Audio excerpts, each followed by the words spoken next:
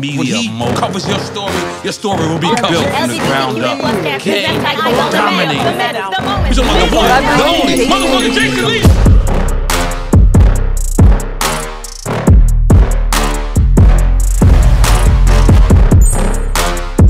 All right, we're back for an all-new episode of the Jason Lee Show. Now, this next guest has never, ever been on any of my shows since I've owned Hollywood Unlocked, but he's been my friend for probably 13 years. And we haven't seen each other, well, we saw each other recently, but I'm so happy to have him here finally. It's long overdue. Successful artist, actor, but more importantly, a father. Welcome, Omarion. Hey! Now, you know, Jason Lee, what's up, man? I mean, I had to do a clean intro, but where the hell you been at? What's up, man? I'm so glad to have you here. Yeah, man, congratulations on all your success, everything that you've done. You know what I mean? Like, it's dope, man. Let me just say, Omarion, you know, we throw the word friend around in this city. We throw the word friend around. Oh, this is my friend, this is my friend, this is my friend. And I've known Omarion for so long that when I moved to LA, I wasn't in the industry. I was kind of around it, but I was still working for the union. You've been a star ever since I knew you. But, you know, I feel like when I was preparing for today's show and going through a lot of photos, which, by the way, I'm going to show you some photos from back in the day. Oh, wow. This is the first and last time this is probably going to happen on the show. Good. I was looking over the photos, and I mean, there's just been it brought back so many memories of time that we've spent together. You know, the thing that I've always wanted to say to you publicly is that, I mean, you've, since the minute I've met you to now, have just carried yourself with so much grace and so much self-respect, and you've been the most consistent person that I've seen publicly. Right. Where does that come from? Your relationship with mom's family, your upbringing? Yeah, definitely my foundation. And also, you know, Hollywood is the backdrop of my home. You know what I'm saying? I'm born and raised here, so you know, these streets, everywhere I go in LA, I'm comfortable, you know what I mean? So I don't feel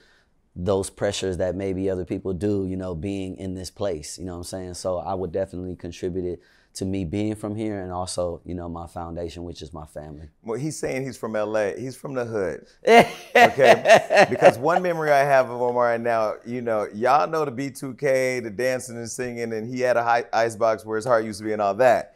But I remember one time he had me pull up to a club, and he didn't tell me it was gonna be a whole bunch of hoodlums in the garage. I'm like, where do all these people come from? You're from the streets of LA. Yeah, I'm from Inglewood, California. So. But people would look at R&B singers, and people would look at celebrities from outside of LA or outside of the glitz of Hollywood, and not really understand, like, these are real people who come from real backgrounds and real communities, and you have a lot of love. I remember what stood out is how much love you have from people in the streets. Yeah, I mean, it's amazing, and it's so cool because, you know, gangbanging was very popular when I was coming up. So a lot of my homies, a lot of my friends, a lot of my uncles and aunties, they just so happen to be thugged out. But you know, that don't mean much. You know what I mean? You are who you are, and that's how LA is. I always tell people that come here, like, you know, they be like, I don't know if I like LA. And it's like, well, have you met anyone that lives here? You know what I mean? We're very much so different. And like I said, this is our backyard. Yeah. So yeah, I get a lot of love on the streets, and I think that's attributed to how I carry myself and also my history, you know what I'm saying? Always being a stand-up person, you know what I mean? And being respectful to others, you know what I'm saying? So when you make the distinction, because a lot of people will meet me and go, you must be from New York. I'm like, no, I'm from Northern California. Oh, well, you ain't from LA because LA's fake. LA is real. Yeah. There's a lot of implants who come from outside of LA who give you the perception that that's LA, but it's not. Where does that come from? What is that? Is it they come to Hollywood and want to fit in, or? Yeah, I think it's that, and then I think it's how fast people can, you know, see opportunity. You know what I mean? Like, you can come here and you can truly amplify, you know, your dreams here. You could be, you know, down 1 minute and you can meet the right person and your life completely change, or, you know, you'll be up in the hills, you know, seeing a view that you never thought you would see like that. So I think a lot of the times, you know, there's kind of a pool of, you know, these locations where those kind of people meet up. And like I said, being from LA, not everyone knows, like, the back streets, you know what I mean? The good stores to go to, you know what I mean? Like, Simply Wholesome, you know what I mean? Like, unless you live here, you would know that. So I think that that's what it is. You know, people just coming to experience Hollywood rather than, like, Cali. See, and I think that's one of the reasons why, like, I've gravitated towards you, or Ray J, who's from Carson, and even like Nipsey. Like, Nipsey embodied LA and embodied like what it meant to rise through the concrete and really want to give back. And so I wonder what you thought. I just thought about this. I didn't plan to ask you, but when he passed away, how did that affect you, being that you knew him, you're from LA, you're both artists, you both come from certain environments, but also want to still stay rooted in your community? Yeah, man, that hurt me, man. That hurt me. Me and Nip actually went to the same junior high, and went to junior high briefly for a moment, and continued to have a relationship after that. So to just see, you know, that happen, that hurt me, you know what I mean? And I thought that it was whack that, you know, we're still seeing remnants of the past just, you know, redone over and over again, you know what I mean, when it comes to the streets, you know, so that hurt me, man. But to see his legacy continue to transform and rise, and for him to still have folks, you know, that love him and keeping his brand alive on the positive side, I appreciate that aspect of it. How did you grow up in Inglewood surrounded by what I call the element, but not fall deep into it? You know, because I grew up with a brother who was a Piru, with family members who were Bloods and Crips. You know, our family was very mixy. But I grew up around it and grew an appreciation and respect for street culture, but I never fell into it. Was music kind of your way out, or was it your mom who said, hell no, you ain't about to do that? what was it? Well, yeah, just like you were saying, you know, like all my uncles, my dad, they all come from different, you know, I'm in Inglewood, you know, so our flags is different. But for the most part, you know, having these programs, you know, performing arts programs, I attended a lot of them. I went to the Boys and Girls Club.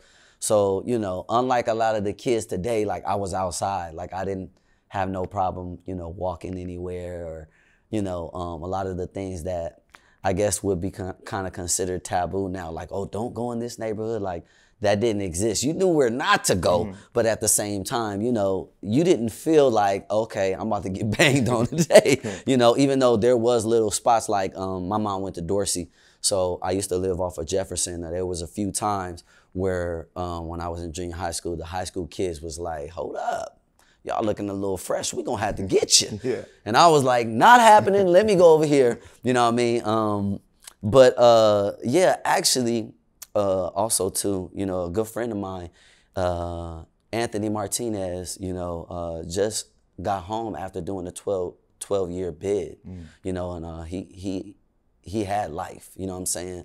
So when I think about the streets. Wait, he had life and then he got out? Yeah, he got out. How do you do that? Just good behavior, you know what I'm saying? Just changing his life, getting, you know, I say he manifested it, to be honest with you. You know what I mean? They have several programs where, you know, certain people can do certain things in order to get their record expunged a little bit, you know what I mean? They do a little bit of time, and then, you know, if they have great behavior, I believe that that's how it was some program that he was able to get through. But the reason why I bring that up is because, you know, during his journey, the thing that I realized, you know, that never lacked in Los Angeles, California, was opportunity, you know what I'm saying? But a lot of the, you know, a lot of the neighborhoods and a lot of the kids that were growing up, they just never had a zeal for it. And I always had a zeal and a knack for wanting to, you know, perform and wanting to, you know, I went to Hamilton High, that's a performing arts school. You know, so I always kind of been on my way, but I would definitely. But you knew early you had the talent, that you had the passion, like you had the vision for what you wanted to do. Period. Okay. You know what I mean? I was recorded at 8 and 9 before I booked my first national commercial. You know what I mean? So I've always been preparing myself for music, you know what I mean? But I will say, you know, seeing a lot of my homies grow up, you know, a lot of my homies get shot. You know, I recognized and realized very early on, like, that's not what I wanted for my life, you know what I mean? So, you know, shout out to my boy Anthony that, you know, made it through, because it starts with a decision, you know what I'm saying? And you just gotta decide that you want better for your life. And those were the decision early on I knew I had to make, so. And whether it's Anthony's story where he found himself in a situation, or the vision you have for your life, I truly believe in the power of manifestation and God. Straight up. Like, You know, those of you that are watching, the shout out to the atheists, y'all can believe whatever you want. You already know over here we bang Jesus Christ. You know, you have to, if you have a vision for your life, and your vision's connected to the higher power and your purpose, and you manifest it and you put in the work, it's gonna come at some point. Period. Yeah. Okay, so I know you and your mom are close, and I know you and Orion are really close. So I talked about my brother earlier, who was a pirate. He unfortunately passed away. How important has it been keeping that relationship with Orion intact so well? And how do you guys do it? Because brothers fight. Yeah. You know, when you have a brother who does jumping jacks online, Orion, I'm gonna get your ass. You ain't here. I know Orion too. I'm gonna get your ass. You are what is wrong? You are out of control. Shout out to Orion. If you don't know, I try to look for it. It ain't online no more. His team cleaned that up real well. How did you keep that relationship so well? Because I've always admired, you know, I wasn't jealous because my brother, I had that relationship before he passed away, unfortunately, but I was very envious of being watching you guys. When we would go out, and Orion was little Orion at the time when we were outside. I would watch you guys and y'all would pull up, and I mean, he was toe and step. He was with you. Y'all were always alert, always on, and always happy and smiling. Yeah. How did y'all do that, and how important was it to keep that? Yeah, well, you know, Orion, that's like my best friend, and it's so amazing when, you know, we speak about life, that you get the opportunity to have somebody to be on your journey with you every step of the way. You know what I'm saying? Me and Orion, we didn't really have a lot of strong men that we respected that could kind of push us in the right way, so to speak, or, you know, that would give us information to help us grow. You know, we were kind of that to each other. Because you didn't have dad in your life. Yeah, you know, our pops wasn't really around like that. So, you know, we taught each other, you know what I'm saying? And I think because we have, you know, had that kind of relationship, and I never treated him like a little brother. You know how you meet certain people and they like, yeah, it's my little brother. They little bro you. Yeah, you know what I mean? Like, but our relationship has never been like that, you know what I'm saying? So shout out to my bro, because if anybody could tell you any stories, especially from a different perspective when it pertains to me, he got all the intel. Listen, I knew both of you before you both had children. And I remember when I say toe and step, that was exactly what I mean. Period. Like, you never, wait in the car. Right. Stand over here. Right. Hold my bags. It was never, he was never eclipsed by who your job was or what your job was. I really felt the love that you all had. And what I loved was he was always participating in every level of it. Yeah. Whether it was the career, whether it was the club. Right. Probably the girls. You know, like y'all were together, and I just really love that. And you know, it just, but where did the self-awareness come from you to have the responsibility to shepherd that relationship in that way? Well, you know, I am the eldest of all of my siblings. So I do have a type of big brother energy, you know what I'm saying? And that's my brother, man. I love my brother, you know what I mean? So it means something, you know, to me and my journey. The first time we went on tour, the first time I ever been on tour, I brought him with me, you know what I mean? So we were like, what, 13, 14, you know, 15 he was like 13, 14.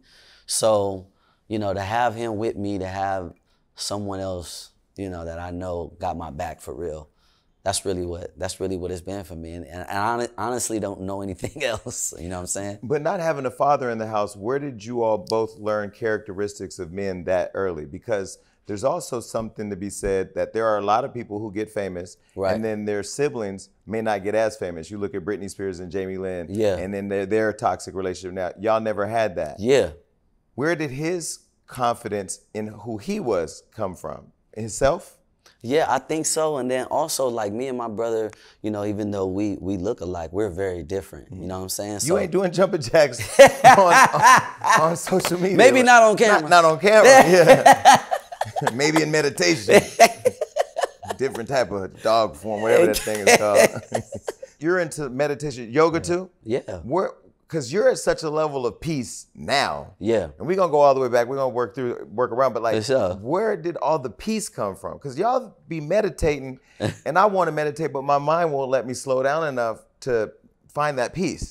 Right. Well, I mean, for me, you know, I was charged in finding that, you know, through all of my experiences, you know, good and bad. And there were a few experiences where I needed to just slow everything down.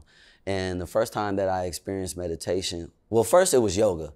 And the thing about yoga that I appreciate, you know, like if we just say flexibility, you want to always be flexible. You want to be flexible in your mind. You want to be flexible in your spirit. You also want to be flexible in your body.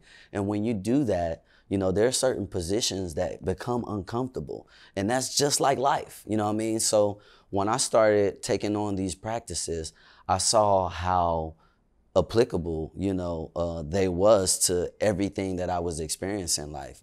So yeah, I started doing hot yoga, you know what I mean, because I wanted to shred up. And then after that, I really got into meditation.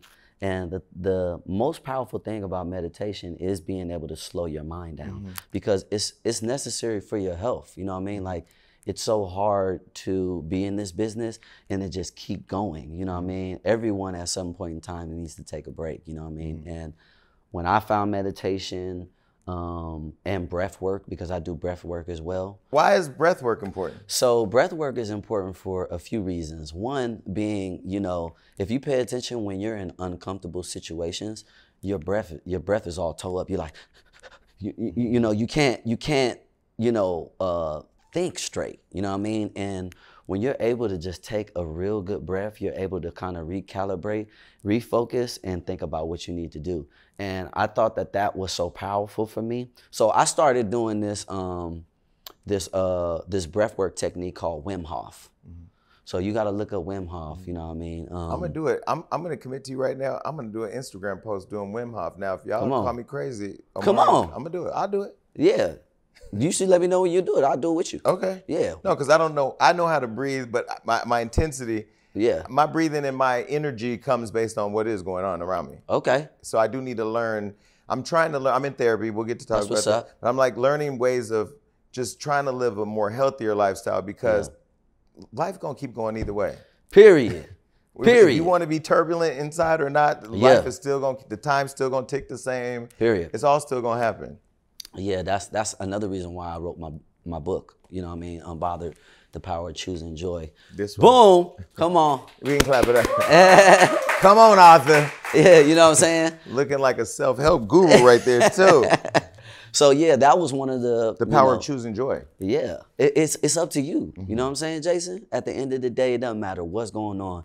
You always gonna need a little moment to yourself to set intentions and put forth your magic. And that little bit of breath had helped me so much throughout my day and throughout all of the, you know, tumultuous experiences that I had. But that's what I'm learning in therapy, because when I would go into therapy, my therapist would say, you wanted a business, you got it. Right. You wanted a talk show, you got it. You wanted to lose 128 pounds, you did it. Right. Why can't you manifest the relationship you asked for, the happiness that you want, or the peace? I'm like, too many questions too fast. Because we really are. We can apply the skills for the things we want, for the things that we need. Yeah. Why do we choose to do it for what we want, not always what we need? I mean, I think everybody is at different levels and goes through different phases, you know, but I would say for me, I arrived at realizing that I could either did something that, you know, take a moment that I would probably regret, that would reverberate for the rest of my life, versus like just taking a moment to myself to rethink, you know, what was important for me. And that's what really helped my decision making, you know, and turned me into a whole other just emotionally intelligent being. You know what I mean? Because that's what really a lot of us lack, especially empaths and people that feel other people, because I'm like that too. You know what I mean? Taking on other people's energy and stuff like that. Sometimes you have to learn how to create those barriers. Oh, I understand how this person is, you know what, let me set a boundary. Instead of, you know, of creating a situation that you're gonna regret. Because I'm very much so like that, you know, and I think really peaceful people are that way. You know, I'm gonna let y'all in on a little nugget. Don't fuck with nobody that's peaceful. Right. I'm for real. Yeah. You know what I mean? Because it means so much to them. You know, being able to get in a position where nothing bothers you, unbothered. You know what I mean? Like, you know, shout out to my fans again for dubbing me Mr. Unbothered. But, you know, to arrive to that state when I know it was certain people that were purposefully and intentionally trying to push me over the edge, you know, it just gave me another power and another, you know, realization about myself. And the world needs to understand the importance of emotional intelligence. You'll actually make a lot of, you'll make better decisions if you have emotional intelligence. You know, one of the things that I have to say when Omarion and I were hanging out, and we're going to get into those days because that was when there was a lot of fun, but there was a lot of chaos going on around us too. And we were hanging out so much, the house parties, she would pull up at my house, we'd have house parties, and then he cut me off. No, I didn't, man. Hold on, he cut me the fuck off. Now, not in a bad way. This is a lesson I learned from you. Okay. There's 2 lessons I learned from you. What I'm trying to do right now in life is be very intentional about all the things I've been through, good, bad, whatever, and what did I learn from it? Because there's never been a loss. My brother, I lost that, but I learned survival. I learned that I've endured the worst pain, that I survived the worst pain. So I've learned, right? We never had a beef. No. I feel like you set your boundaries. Right. And a lot of people just didn't make it. And it's not, but you know, I used to feel some type of way. Okay. Not just you. Yeah. A lot of people. Yeah, for sure. Oh, you don't like me? You know, because in where I came from, the way all my relationships with my friends ended is they just died. Right. Or we fell out in a way where it was like, you betrayed me, because we held on to relationships forever because we felt like we had to, but you don't have to. Yeah. You can compartmentalize relationships where you could be in my heart but not in my life. Yeah. You can be somebody that I know and it's a moment every time we see each other. Yeah. But not talking every day like we used to, especially as you grow up and become, you know, parents or whatever. It's not a beef. Yeah. And for a long time you know, would feel that way, not with you, but like I didn't understand. Yeah. Because I didn't have the skills of just being unbothered by what everybody else's perception of me setting my boundaries look like. Yeah. Have you heard that from other people as you set your boundaries, that they may have fell off, you know? No, actually, no one has articulated it the way that you have. I'm pretty sure that that's maybe some other people's experiences, but you know, I think that's really powerful what you said, just sometimes realizing that, you know, the journey takes other people other places and being able to appreciate that, you know, if it's something real, you know, just like my album title, Full Circle, it's gonna be a full circle moment. And it's so dope to see you and to hear that, you know what I mean? Because I felt like, you know, a lot of the interactions and the times we was hanging out, it was genuine. Yeah. You know what I'm saying? It wasn't phony, or it wasn't because— It wasn't Hollywood. Yeah, or what you could do for me, you know what I mean? And, you know, that doesn't really exist in our business, you know what I'm saying? Well, let me tell you why I agree with you that it was genuine and why it was authentic and real. Another thing that I took away from our friendship that I never told you, because you cut me off, was you were the first celebrity to pull me aside and say, "Are you gay?" Oh, wow. Do you remember that? No, I don't remember. Right there, right there. We were out one night. Right there, now I remember. I'm gonna tell you outside. We was outside, right in front of the building. That was the night he came to my house because I had all the girls at my house, all the beautiful, the Bria Mileses and everybody, and he was the only guy to come up there with all the girls. And we went out, we partied all night, and him and his security, they came and dropped me off, and I got the car. He said, "I got a question. Are you gay?" And I said, "Yeah," but you humanized me and had a conversation as us being friends, not judging, not anything, but wanting me to feel comfortable to just have the conversation and be me, where I thought I was me, because everybody I thought knew I was gay. I just never made an announcement. But I remember our conversation, and I remember just like everything we talked about, whether it was all the girls you want me to hook you up with, or me being able to be comfortable to be myself. I've always felt like you've just been a genuine person. Yeah. Do you feel like you've always gotten the credit for being a genuine person? Because sometimes when I see you getting attacked, right, and you don't attack back, right. You a Scorpio that don't attack back. Do you get bothered by that when people don't know how genuine of a person you really are? You know what? That has been, you know, I don't want to say a thorn in my side, but you know, at certain points, it is frustrating, you know, because the people that know me truly know who I am.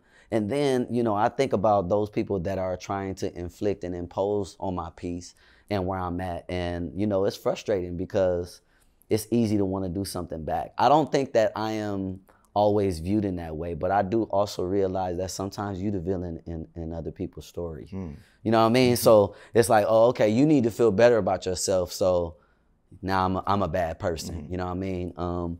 But it's funny that you brought that up, man, because, you know, when we were hanging out, you know what I'm saying? Like you obviously were a different Jason, but you know, you handsome, bro. You know what I mean? Like, you know, and you had all the women, you know what I mean, all around you, and they was flirting with you too. They were. You know what I'm saying? So that was confusing to a straight man. I'm like, is it?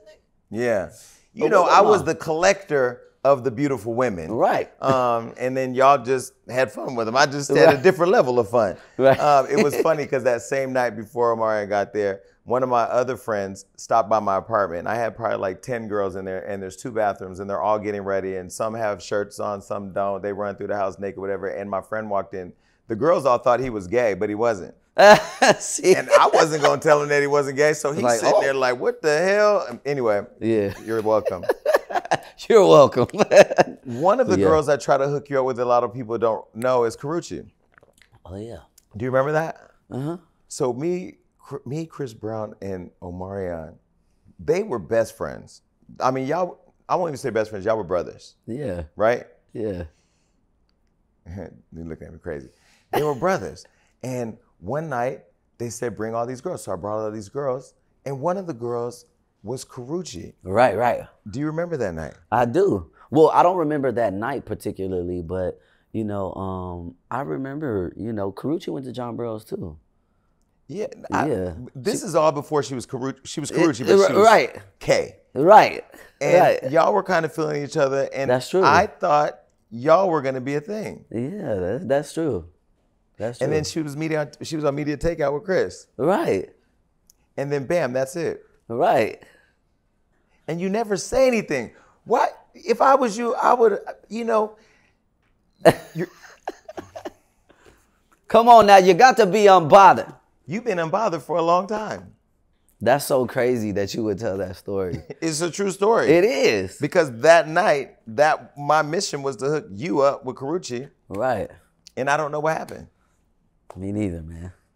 I don't know what happened. Have you ever looked at a situationship or relationship that you dodged and you like, cool? Oh, all the time. Really? Yeah, all the time. All the time. Yeah, I'd be like, oh.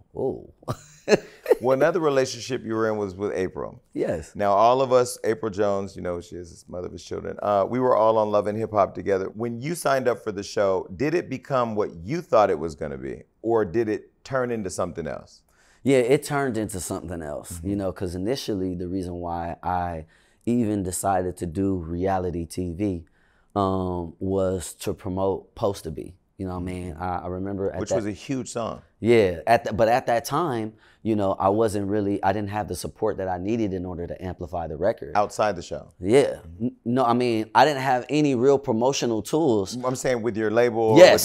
Outside the show. Yeah. Exactly. So the show was a vehicle to push the music. Exactly. So that's what I was thinking. Then also too, you know, growing up in front of the world is not easy, you know what I mean? And, you know, I knew that I needed to, you know, mature. So I thought it was a great opportunity to kind of, you know, share that with people, you know, which I had my first child, and that was like a real big, you know, transformation time for me, you know what I mean? Because it became less about Omarion and more about my family. But before that point though, you were a very private person. Yeah, for sure. No, I mean, like even when we went to the clubs, you weren't the type of person to want to be in front of everybody's phone or be on camera. Back when we were going, that was paparazzi. Yeah. You weren't that guy trying to get all of that. Yeah. Now here you are opening up your personal life, your family, your relationship, your kid to the world. Yeah.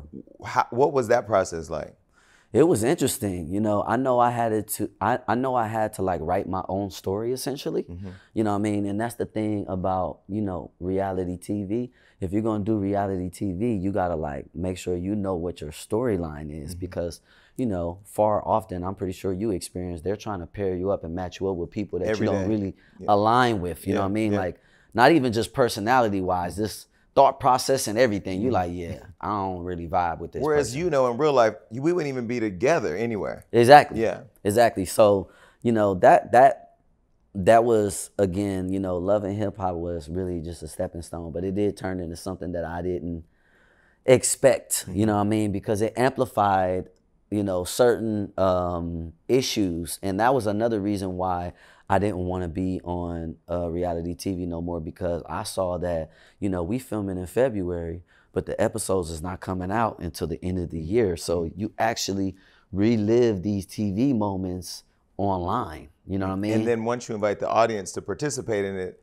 you're living it with them too. Yeah, and then, you know, certain people, they don't want to let shit go. You know what I'm saying? So when I saw that, I was like, yeah, this is not for me. I can't do this forever. See, one of the things that I didn't do, producers told me early on, they were like, if there's a relationship you want to have, don't bring it into the show. Oh, okay. They told me that. You brought yours in. Yeah. But you came into the show, you came into the show and brought in somebody, April, who hadn't had fame before. Yeah. So this became a new thing. Yeah. Something you had already grew up with for years. You had already become grounded in who you were as an individual and an artist, and now the show's just amplifying that. Yeah. Did you see a change in that person while you were going through that process? Yeah, it was so much going on. And then also too, you know, that was the reason why April was here. You know what I mean? Like, you know, 'cause she's from Chicago? Yeah, she's from Chicago. And, you know, she was here to, you know, work on her music. And, you know, when we aligned earlier on, you know, in our relationship, which, by the way, in the beginning, it wasn't like I saw her and it was like, oh, I want you to be my girlfriend. You know, we kind of stumbled into that relationship because we were friends first for at least the first couple of months. You know, so me being me, you know what I mean, I definitely wanted to support her and give her a platform and give her the opportunity to, you know, essentially start to create, you know, what she wanted for herself. So, yeah, a lot of changes happened, you know, not only with us being new parents, but also her experience, that amplification, because, you know, it does something different to everyone, you know what I mean? But fame isn't real. Like, I mean, it's a real thing. Influence is real, right? But fame is like, it can come and go. It can. At any moment. Yeah. And if the success ain't there with the fame, that's the emptiest feeling, I would think. Yeah, that's true. That's true. So did you prepare for that? Well, you know, there's certain things about fame, you know, especially when we're talking about people's perception and perspective, that you just can't prepare them for. You know, it's almost like jumping in a pool. You know, so I would say that I don't think anyone is virtually prepared for that. You know, what happens when you do something and it's amplified among the world? You know what I mean? Like, how does that make you feel? You know, so yeah, I don't think no one is prepared for that. You know. So you did 2 seasons. Yeah, I did 2 seasons. And then you bounced. Slip. You didn't even come to the reunion. I'm out. Sweet. You didn't come to the reunion, right? No, man. How do you shoot a whole? I was mad you didn't come to the reunion. For real? I was looking for you. Yeah. Well, you didn't I knew what the reunion was. You did. Yeah, shit show. Shit show. Shit show. Wait, Come on. We all get, so when you go to your, when you get to Love and Hip Hop, you know the reunion, you're gonna shoot for hours. Yeah. Everybody has their own room. I would sneak around and look at everybody's title card. I was looking for Omar because I wanted to see my friend. They said he is not coming. How he ain't coming to the reunion? You skipped out. Anyway, you didn't miss nothing, by the way. I wish I got up and left early. Damn. And quit because it was crazy. Come on, man. All right, so you left the show, and then Post to Be was a huge song at the time, at that moment, and now I think just became 6 times platinum. Yes. So congratulations. Hey, we're gonna be on our way to Diamond before I get up out of here. Was April who she was supposed to be?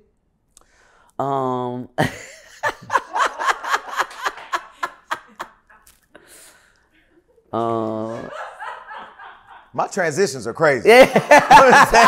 I'm saying my transitions are crazy. Well, what I would say is that I think people are who they are. You know what I mean? People are who they are essentially. And, you know, it was so much going on. It was so much changing, you know what I mean? Yeah, a lot happened. A lot was going on. But I would say, you know, if we're going to fast forward, you know what I mean? You know, we're in a better place, you know, as parents, you know what I mean? And as just respectful humans to one another, you know what I mean? It hasn't been easy, especially because we've, you know, lived our life outwardly, you know what I'm saying? And put ourselves on the wall to be judged, you know, but if I'm being completely fair, you know, all relationships go through ups and downs, you know what I'm saying? So we're in a better place. Yeah. I'm blaming you. First of all, I did my research via my producer. He's one of the most successfully media trained people in the world.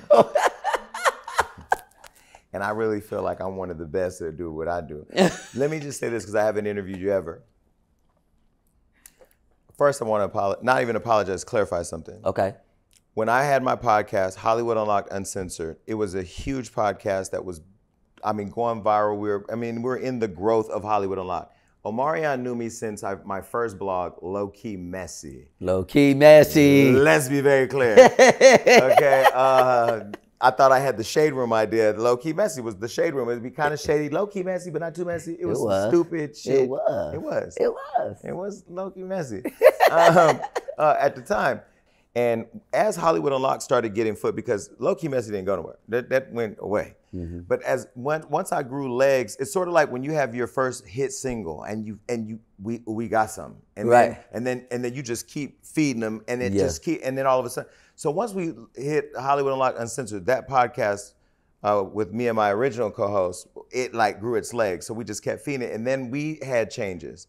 And so we had a void that I needed a female. I was doing Wildin' Out at the time in Atlanta. We needed a female, and we would have a female co-host, different people fill in. And April was somebody who I thought was like, oh, she gave it a couple episodes. Let's add her to the show. I added her to the show. Right. I want to first make it very clear. It wasn't in any way, it had nothing to do with you. Right. It had nothing to do with anything. I think then the platform started being used to talk about your relationship with her. Right. And we weren't connected at the time, so I want to be very clear about that. Yeah. What I also built that show around was about being very real and transparent. Mm-hmm. And at the time, these are my own opinions, my own words. I've said this many times, my audience already knows. She wasn't being real and transparent. Yeah. You guys were co-parenting through an app. Yeah. That communication through the app was a very interesting thing because I would look at the communication and you were advocating at the time for your kids to not be on social media. Right. You were really, it was a really big deal to you for your kids to not be on social media. Why? I think just because, the innocence of a child, you know what I mean? Like, of course, the internet is another, world in its own. But I definitely wanted to, just keep my children as sacred as possible for as long as possible. I think that was the reason why, you know what I mean? And also, I felt like, I definitely was, being used, not just by, certain people, but even certain businesses, they would kind of be interested in certain people based off of, the former relationship they had with the previous relationship that they had with me, and I didn't like that, and I didn't understand that. You know what I'm saying? So I wanted to definitely protect my kids from that. Because the one thing I will say in your boundary setting, like you cut me off, when you were done with her and done with that, you were done. Oh yeah, that's how I am. When I'm done, I'm done. You are the definition. No, for real. No, and I'm like the definition of cut off. I'm out. No, for real. Now you guys were still communicating regularly, like every day. Yeah. Through the app for the kids. Yeah. But I also felt from now taking a step out of it all, looking at it, there was also lots of control happening through that communication with the kids. With you. You don't even have to acknowledge it. If you want to, you can, but that's what I saw. But what do you mean? What do you mean? Meaning control? Like, if she was mad at you, she would communicate with you through that app, but it would be about the kids, but it would be in a way to control visitation or this or that. Oh, okay. And if you don't say anything publicly, but she had the platform to talk. Mm-hmm. And then I just didn't understand why you never said anything. Right. Like, why were you is it because you had kids? Is it because that's just not the type of person you are? Yeah, no, I think it really was hinged on the simple fact that we have kids together. Mm-hmm. You know what I mean? There's probably nothing closer, you know what I'm saying?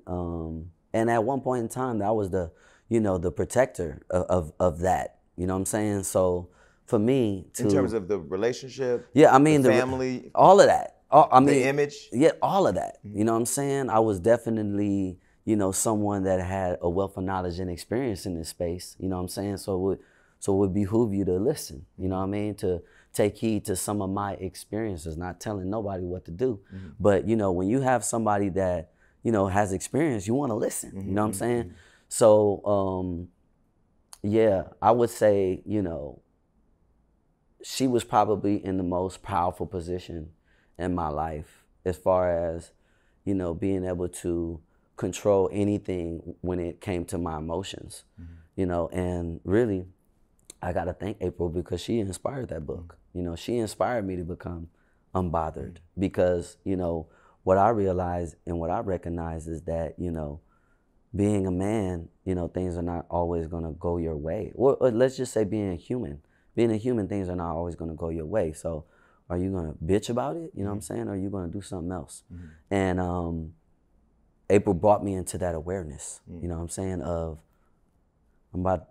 okay, no, you know what? Let me do this over. You know what? Let me go. You know what I'm saying? She really challenged me, you know what I mean? And it helped me. She challenged the levels of unbotheredness? Yeah, I think that she challenged just my emotional intelligence, you know what I'm saying? Whether or not, I should act on, or react, to someone's ill intent, you know what I mean?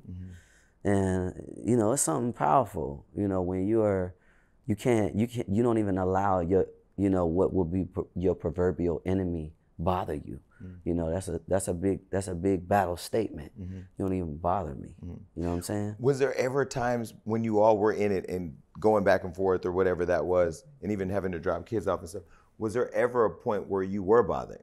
Yeah, I mean, of course. You know what I mean? There was a lot of things that I saw that, weren't positive. You know what I'm saying? But time really did a number on us, you know what I'm saying? And, we really back into a respectful place. And I'm so happy because it's super beneficial to my kids. I would say it's really because of them too. My son and my daughter just wanting us to be in the same space. My son bringing up old memories about, when me and his mom were hanging out together and I may, my daughter not know those memories. Like, well, what's up with that? My kids are very inquisitive, you know what I'm saying? And full of personality. Yeah, and they smart. So they could peep like, oh, moms ain't, that, you know what I mean? And then my son started to, act out in school, and he would do certain things that would force us to have to come together and, deal with things. So shout out to my kids. So I'm trying to build this thread of unbotheredness. So Right. There's the book. Yeah. Then there's the icebox where the heart used to be. Oh yeah. That's the song about being unbothered. Low key. Right? Well, I mean, a little bit, you know what I mean? Because the heart is a warm, functioning, beating thing. Right. An icebox is throw the dead body in that bitch and pack it up. And see, I think that is the reason why I've always been, connected to that song, emotionally, because there was a point in time when it was just like, yo, that's it. You know what I'm saying? I'm cold. I don't want to be warm with nobody. I don't want to be, but what kind of life is that though? It's not a good life. So that's one of my favorite karaoke songs though. I can actually sing.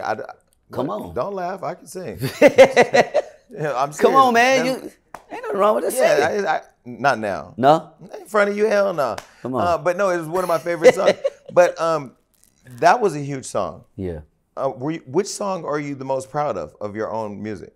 I would probably say, shout out to Tank. And the reason why is because, just like my new album title, which we about to drop, Sonic Book 2, Full Circle is an O, and what I tell artists and what I tell people is if you're really, really good, people will create things for you and they'll give them to you, you know what I'm saying? And O really encompassed me stepping out. That was when I was transitioning from the group into my solo act.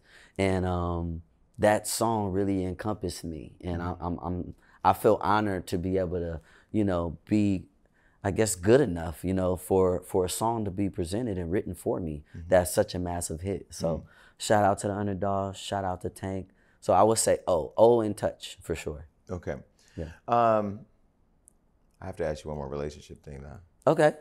Fizz dating April. I came back to Love and Hip Hop. You were gone. Yeah. She was still there. Yeah. With Fizz. Right. Did not understand that. The reason why I was so frustrated was she was on my show as the co-host and didn't even tell me that that was a relationship. The show's about being uncensored and putting all your business out there. So that's why I went back to the show and fired her in public. But you get betrayed in public and still give people grace. I say this to Charlamagne all the time. I get it. And I understand therapy because I'm in it.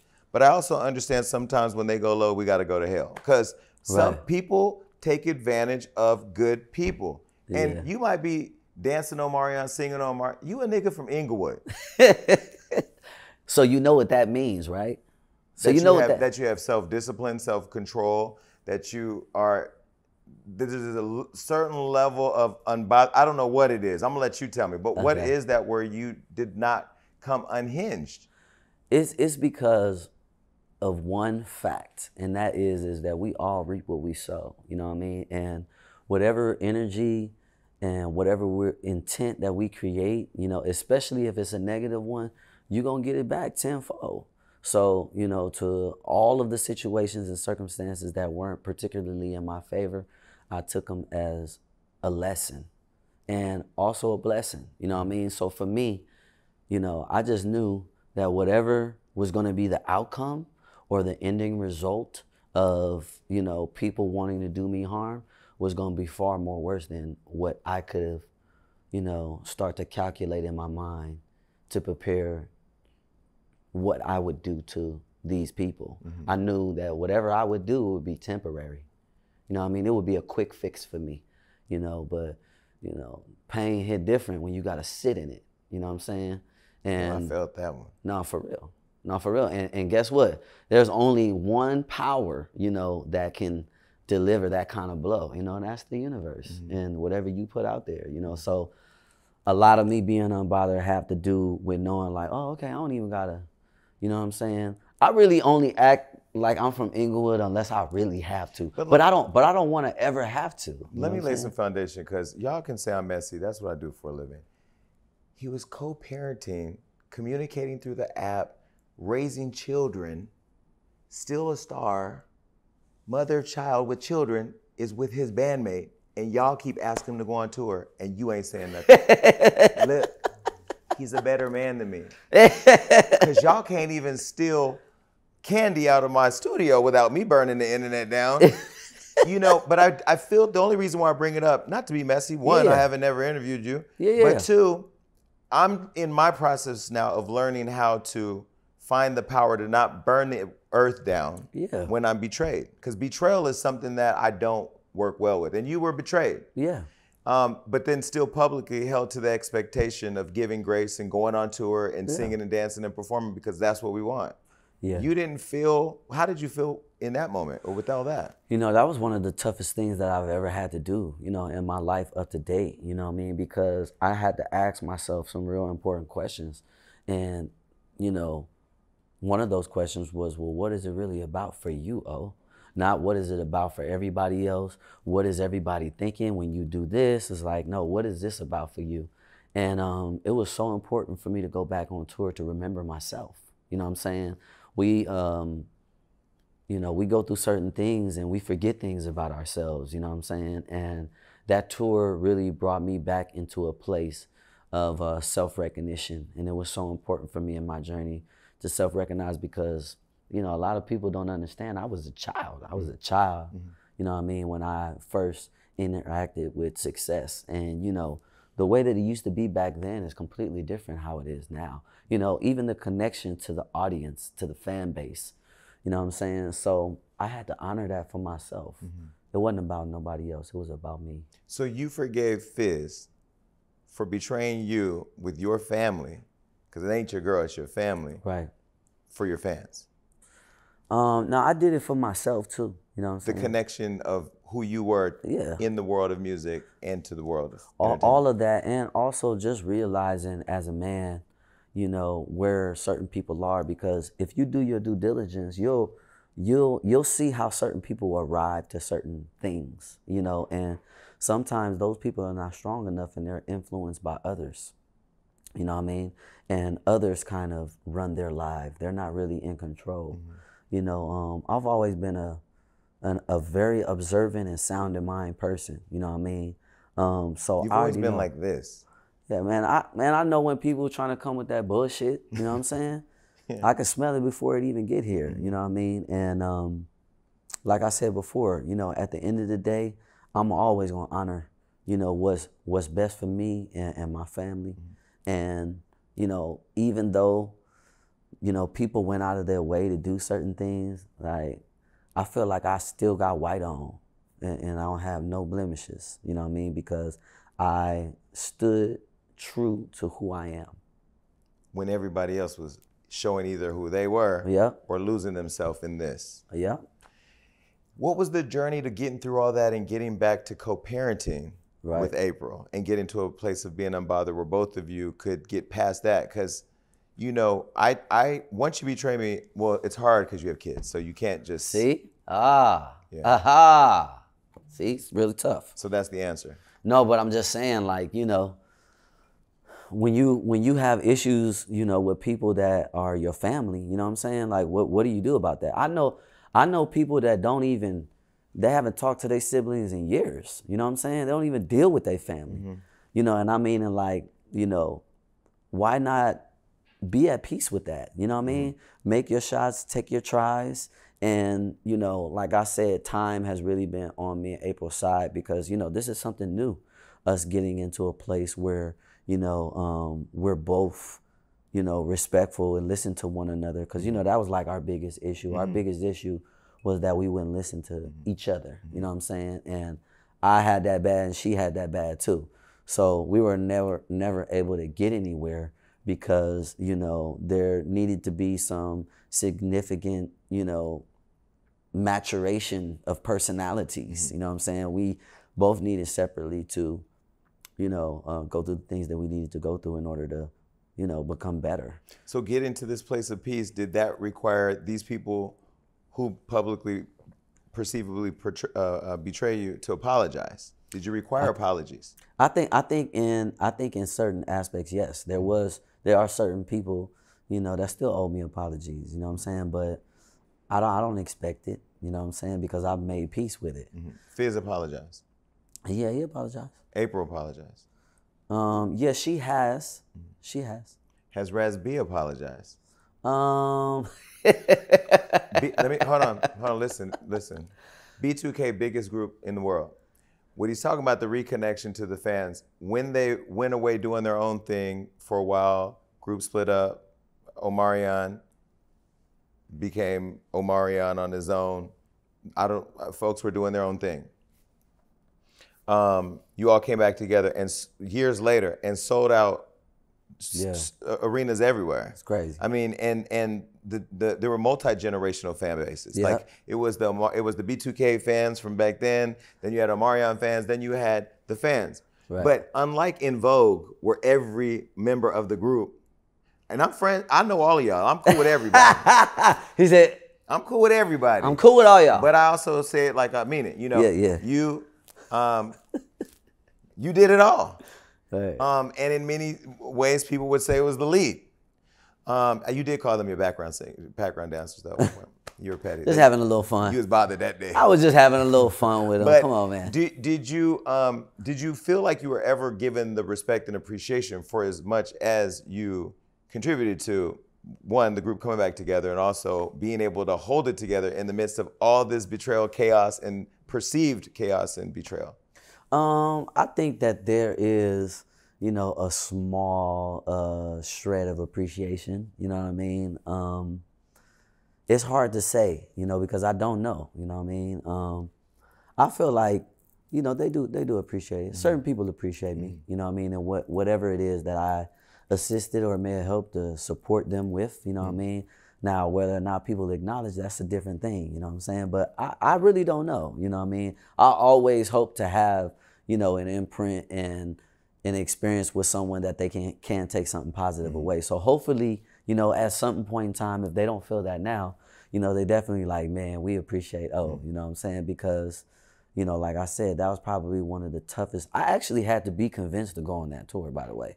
You know what I mean? Really? Yeah, shout out to Michelle. Yeah, because you know, B2K used to be such a thorn in my side because I always used to feel like, well, Justin Timberlake got to, you know, grow up, you know what I mean? Like, all Beyonce got to grow up, you know what I mean? And like, Omarion, but it's like B2K, you know what I mean? And after that tour, I realized like, yo, I'm singing all of these songs, you know what I'm saying? I'm singing all these, I spent that time in the studio, you know, I was getting that note wrong until I got it right, you know what I mean? So I wanted to honor myself again in that process because, you know, I never forget the first time I met the boys, you know what I mean? And I was like, I was feeling like how the rest of the world was, you know what I mean? Because they could dance their ass off and we were all so young and they were great performers. You know Is that kind of love addicting? Because I was watching the fans. When B2K first came out, we didn't have social media like we have right now. Yeah. Right? We had MySpace, I think. Yep. Right. MySpace. But like to see Instagram and Twitter go crazy every concert and celebrities showing up too. Right. What did that feel like? And is that intoxicating? Well, it's a lot of emotions. It's a lot of mixed emotions. I would say it's different for everyone, but for us, I would say that, you know, because, you know, the people that were around at that time, they kept us like, I guess you could say in line and very focused. So we never really got a chance to bask in that. I mean, I think maybe some of the other group members did at a certain point in time, but like, you know, when it was time for the stage, it was like, all right, it's time for you to go now. Mm-hmm. Like not, oh, well, who's here? Or like, oh, we're excited. Like it was so normal and natural for us. Like if social media was back then around, they would be like, hold up, because it was very much so real life fanatical. Mm-hmm. And I mean, and not for no reason, you know what I mean? Not just because we did like some viral moment or some shit like that, you know what I mean? Like, no, it was like, hold up, we went to our first show, you know what I mean? And it was one girl that had a poster up, "We love you, B2K." Then we went to the next show, then it was two girls. Mm-hmm. And then as we went through, you know, the Scream tour, it was like at the end of the tour, we was biggest group ever. Biggest and last boy band ever. Right. To this day, which we hope there's another one. That, you know. Were you, okay, I'm not gonna go too far because I wanna go back to, you said viral moment, so I'm gonna use this as my way to go back to Raz B. Okay. I know all the guys. Right. Remember the party I had, going away party? I didn't bring Raz B, but I brought Boog and Fizz. I don't even know if you remember this. It was a party years ago, and you guys had reunited and kind of went off to the side, and you guys had this relationship. Mm-hmm. But Raz B's always seemed to be the one that's been over here. And now, as somebody who I laid the foundation earlier, who has the little brother who he doesn't treat like a little brother, you didn't little bro him. I've never seen you little bro the guys. I've never seen you little bro Raz B, but I've had this interesting relationship with Raz. Okay. I've had a reverence where I've wanted to protect him when he made lots of allegations and give him platform to talk about it, then see him take it back. Then say Ricky Romance did it, then said this and that. Then you were the reason why he left the tour, now he's back on tour. Is Raz B the problem? No, Raz is not the problem. No, Raz has his own personal problems, you know what I'm saying? Like we all do, but Raz B is not the problem. Okay. Someone else is. It can't be Boog. Yeah. Not Boog. The reason why I say not Boog is Boog, you and Boog are different type of gangsters. Like you a cool gangster, but then he be talking gangster. So I don't know, is is he the mastermind behind all the mechanics of when it work and don't work? I can't tell you. Because they just did a video with the three of them together, and again, you're not there. Right. But you're B2K. I mean, you know. You're Omarion, let's be clear, but right. B2K is all of you. Yeah, well, you know, I definitely wish them guys the best, whatever it is that they got going on. Yeah. No, I'm just being honest, you know what I mean? I don't wish no ill on anybody, you know what I'm saying? So, you know, whatever it is that they have going on, like, you know, definitely wish them the best. Are you guys still a group or not a group? In like what capacity? Would you all still come back together and do shows or no? I mean, I'm definitely in a different place right now. You know what I'm saying? Like what? No, I mean, I'm definitely in a different place right now. You know, I feel like, you know, I definitely honored, you know, that resurgence. Like a lot of people don't realize, you know what I'm saying? We really brought nostalgia back. We brought all those 2000s, those vibes. We brought that back with just that tour. You know what I'm saying? So I feel like I honored it. You know what I mean? I'm in a different place. You know, I have a TV show that I just sold to All Black called Involved. You know, author last year, new albums. You know, I have a lot of verticals and things that I'm doing right now. So it would be unfair to say yes. Yeah. That was a nice way of saying I'm doing my own thing. I'm very happy where I am. Yo. And I've given the fan, because I'm not asking the question as a fan that expects you to make that your whole career, because it's not. No doubt. And the reality is, I was talking about En Vogue, using them as an example the other day. Without all four of them, it's not En Vogue. Yeah. You call it what you want. Yeah. And that's no shade to anybody. Okay, I got a gift for you. This seems like the right time to give it. It's right there on the side in the back. Oh, swag. Yeah. Oh, thanks, man. Yeah, be very careful. Oh, okay. Oh, a sound bowl. I know about those. Five. But you gotta look at the side though. Purple one. What's your Five. color? I love this, man. But you gotta turn around. Aha! Hold up, do you see that? Hit a gong on your ass. Yeah. Oh, thank you, man. I appreciate this. This is dope. I mean, for sure. Thank you, man. Hold up, let me turn that towards them so they can see. Now I got a sound bowl. Part of Raz's thing that I've been advocating for and giving platform to is the allegations against Chris Stokes. And Chris Stokes, I'm sure, is watching this, because anytime I interview anybody close to y'all, I get him on my Instagram. Yeah. And I, as being somebody that's been molested, I want to be an advocate, but I never want to use my platform to wrongfully assign somebody anything. Yeah. And I've never met Chris. I don't know Chris.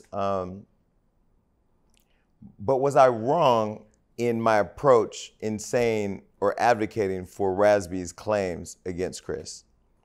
What do you mean by were you wrong? Like, to your knowledge, is what Raz-B claimed real about him being molested by him or not? Right. I mean, I've had this conversation publicly many times, and the one thing that I won't ever do is speak for someone. You know what I'm saying? So I can't particularly speak to that. You know what I mean? I've never seen anything. You know what I mean? But we all know what, you know, a lot of people say. You know what I'm saying? So I really don't know. I can't speak for Raz. You know what I mean? I think that your intention to support people that have been in that position is It was genuine. And it's a beautiful thing. Yeah. Because that's really fucked up, you know, to take advantage of a child. You know what I'm saying? So salute to you for that. But as far as any of them goes, I can't really speak to that. And so you're in such a place of peace that all of that and all of them are over here, and you just focus on moving forward. That's all one can do. That's all one can do, because, you know, it's a lot of questions. How long has that question been floating around? Right. Years. Huh. Years. Huh. But there's never been no investigation to just bring a close to it. Like, it's these conversations, these questions that keep going on and on and on. And I feel like it's just been something that I've never asked you, because I've always been like, I know the purpose of my platform and why I use it. Yeah. I don't use it as a weapon. Of course. I use it as a platform. You want to tell your story. He want to tell his story. Chris want to come tell his story. Yeah. But as somebody who's been on the outside looking in, I've just seen the story change so much. I don't know what the story is no more. Man, and you know, that's a crazy And it's scary thing. because kids watching, people watching, are real victims. Yep.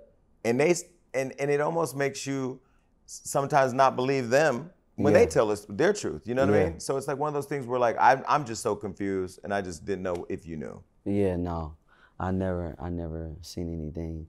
But yeah. Does Jay Book owe you an apology? I feel like whoever feels like they've done me wrong, if they want to apologize, then that's cool, you know what I mean? But I don't have any expectations towards people that, you know, think that, you know, they did something wrong and they should apologize, but they don't want to apologize and act like I forgot the shit. You know what I'm saying? Because I don't forget anything. You know what I mean? So it's kind of like do as you will. You know what I mean? Do as you will. But you still have your peace, because forgiveness isn't for them, it's for you. So if you do you forgive without the apology? I don't have no issues, no quorum. You know what I mean? They can go talk bad about me tomorrow. It don't matter. It don't matter. It don't matter. Is that therapy? No. Nah, it's just really recognizing what's important. You know what I'm saying? Like, what's really important? Like, people's opinions? Like, is that really gonna shift who you are? You know But there has to be an ego check-in, right? Do you check an ego? Like, do you have we all have egos. Yeah. Do you have to check your ego? Nah, I've never been that kind of person because I know who I am. You know what I mean? So, you know, even in the sight of competition, you know, it behooves us to know our limitations. You know what I'm saying? Like, I'm just smart enough to realize, like, hey, it is what it ain't. So me, you, Chris Brown, all of us hanging out. This was years ago. Yeah. The evolution of Chris Brown is it's different iterations. They used to say you dance better than Chris back in the day.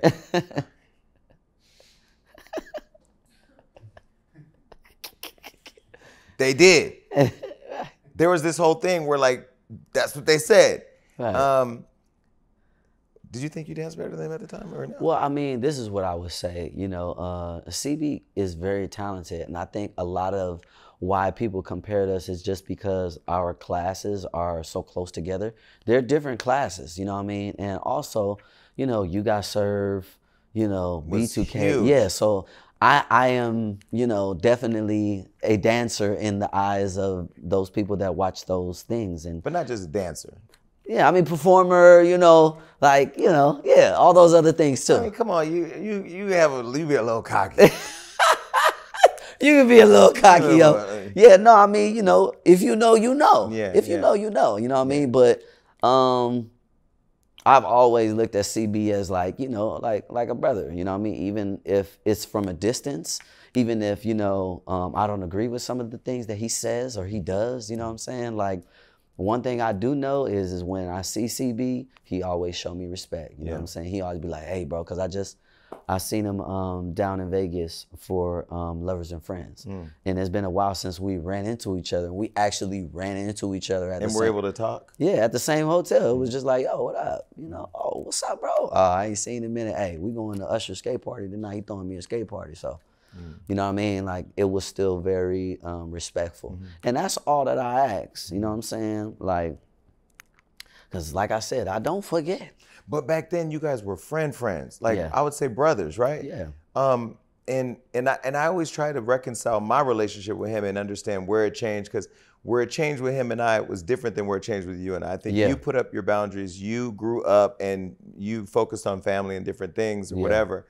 With him, what do you think it was the media? Do you think it was the pressure he was going through at the time? Because when we were around in all of that and out of that. Yeah. So we saw him going through a lot. That's facts. And that pressure, which people don't give him the credit. I mean, I don't want to say credit. That was a lot of pressure. It was. Woo. It was some shit. Just around the pressure was in the air. It was some shit. Yeah. I could understand how that could change a person. Of course. And I understand that. And did you understand and not take it personal? Yep. You did? Yeah. I mean, he's not the only one. You know what I'm saying? But, you know, there's a lot of, you know, of people that, you know, we would call my brother or my friends that have went through things and I'm just like, damn, you know what I mean? That applies a certain type of pressure, you know what I mean? But it also shows you who people are, you know what I'm saying? So, but I feel like, man, that was a time, man. We was having so much fun and it was just so free. You know I what I mean? I didn't feel any pressure. Like, you were a superstar, he was a superstar. Yeah. I was this nigga hanging out. But like we didn't feel. Yeah, it wasn't like that. I think it was social media wasn't around. It wasn't.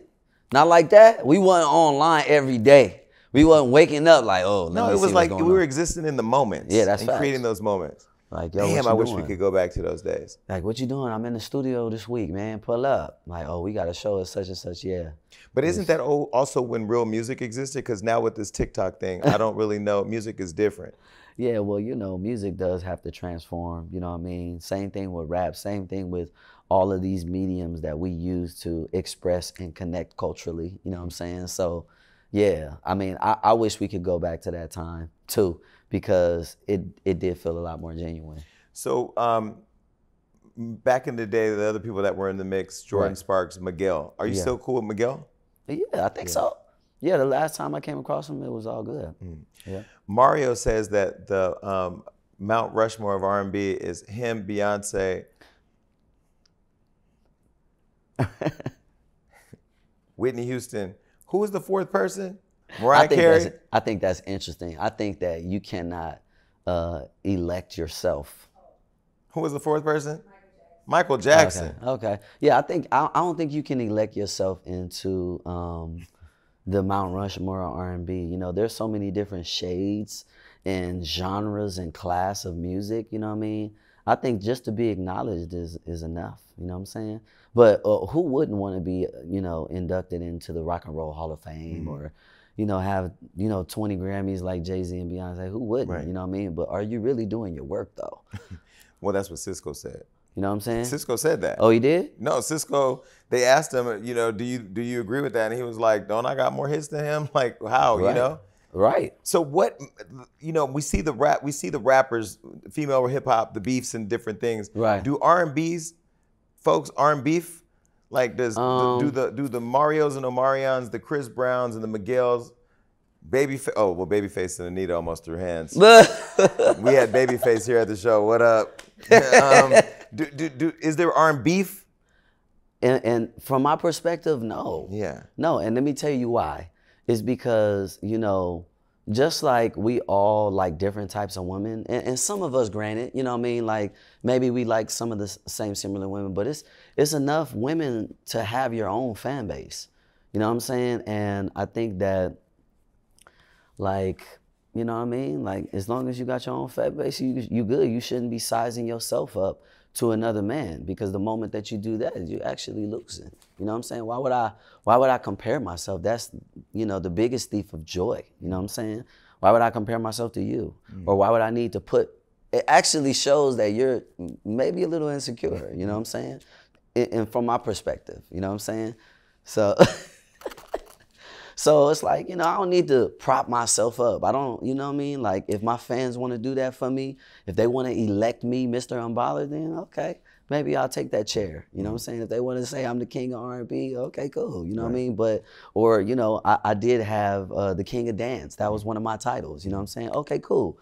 You know, but when, at a certain point in time, you know, when does it become, you know, I'm doing this service, you know, for everyone. I'm out here to help people get better. I'm out here to help people, you know, grow. I feel like that's, you know, the real tool of music. You know what I mean? Sharing each other's story, being like, damn, if you wouldn't have shared this story, if you wouldn't have told me that, that wouldn't have helped me transform as a human being. You know, this life is a shared experience. You know what I'm saying? So.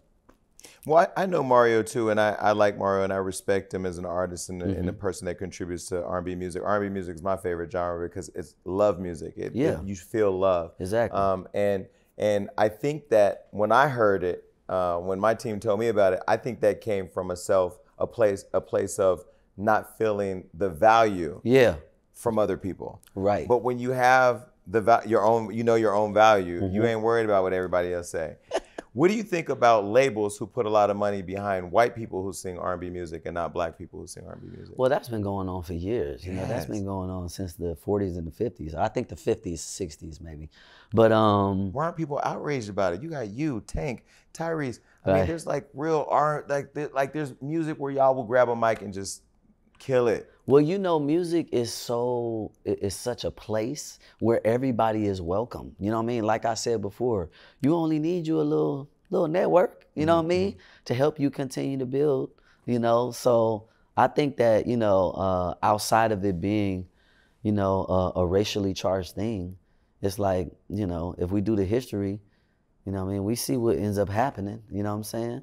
And I think a lot of the times it's a catch-22, you know what I mean? Because there are certain people that do appreciate our culture and that do want to honor it by, you know, getting involved. And then there's some people that are disingenuous and, you know, that want to just ride the wave. But any of those people that are disingenuous and try to ride the wave, you know, they splash on the shores, you know what I mean? They don't stay out in the ocean, you know what I mean? But I also feel like if labels or the corporate people, whoever the powers be, I don't really know who's behind the bullshit, right, would just invest in the real, not to say that the white artists aren't real talented, but like the talented black artists who birthed this genre, right, the world will be able to really see it for what it is. Right, but they don't care about that. They don't have no interest in that, you know what I'm saying? Why? I think because, you know, control is a big factor in business. You know what I mean? So if I can't control this artist, then they're no good to me. Yeah, and also if I can't, you know, take advantage and really, you know, get the most that I can out of this situation, then why am I here? Did Rick Ross take advantage of you? I don't think so. I don't think so. I think that, you know, I put myself in a position to be utilized, you know what I mean? And Utilized or used? Utilized. Okay. Utilized, you know what I'm saying? As what? Well, you know, from my POV, Maybach Music, you know, was a bunch of new artists at the time. But it was hot. Yeah, it was hot, but it was a bunch of, you know, emerging artists that, you know, we hadn't had catalogs and actual, we could go to their track record and be like, oh, this is a successful You did. person. Exactly. So You did. Right. So what I was you doing. You gonna stop being humble. Now I'm not gonna let no, you. I no, but that's what I'm saying. But you're putting yourself in a group of people. You were maybe solo artists. Okay. Right. We're gonna find a way to make this narrative work. No. You were established, you had catalog, you had fame, you had audience, you were Omari. Yeah, and that's what I realized before I even, you know, did my contract. You know, that's what I realized. That's what the relationship was about. You know what I mean? It was about business. You know, now whether or not I could have took more advantage of it or not, you know, I think that is kind of, you know, done with, you know, the situation. But at the end of the day, Rose recognized my talent and my business and my ability to bring value. And I hadn't felt that, you know what I mean, from the business too often. You know what I'm saying? He was like, yo, we should do some business. You know what I mean? Like, people don't be, you know, standing up to their word and everything. Now, it transformed into something else. You know what I mean? But again, you know, you just got to enjoy it while it is. You know what I mean? And keep on moving. Yeah, because it's going to change. Well, I'm only asking because Rick is coming to the show. Oh, dope. And I've never interviewed him, and I love him, and I love his business acumen, but never really understood as a fan of Maybach Music. Because I mean, like when y'all were doing that, right? I was like, y'all better hold on, here it come. And then it just went away. Right. What the hell? Right. I have to ask him. Yeah. Okay. Yeah. Get it together, Rick. Are you glad that Keely slept with all the other 3 members and not you?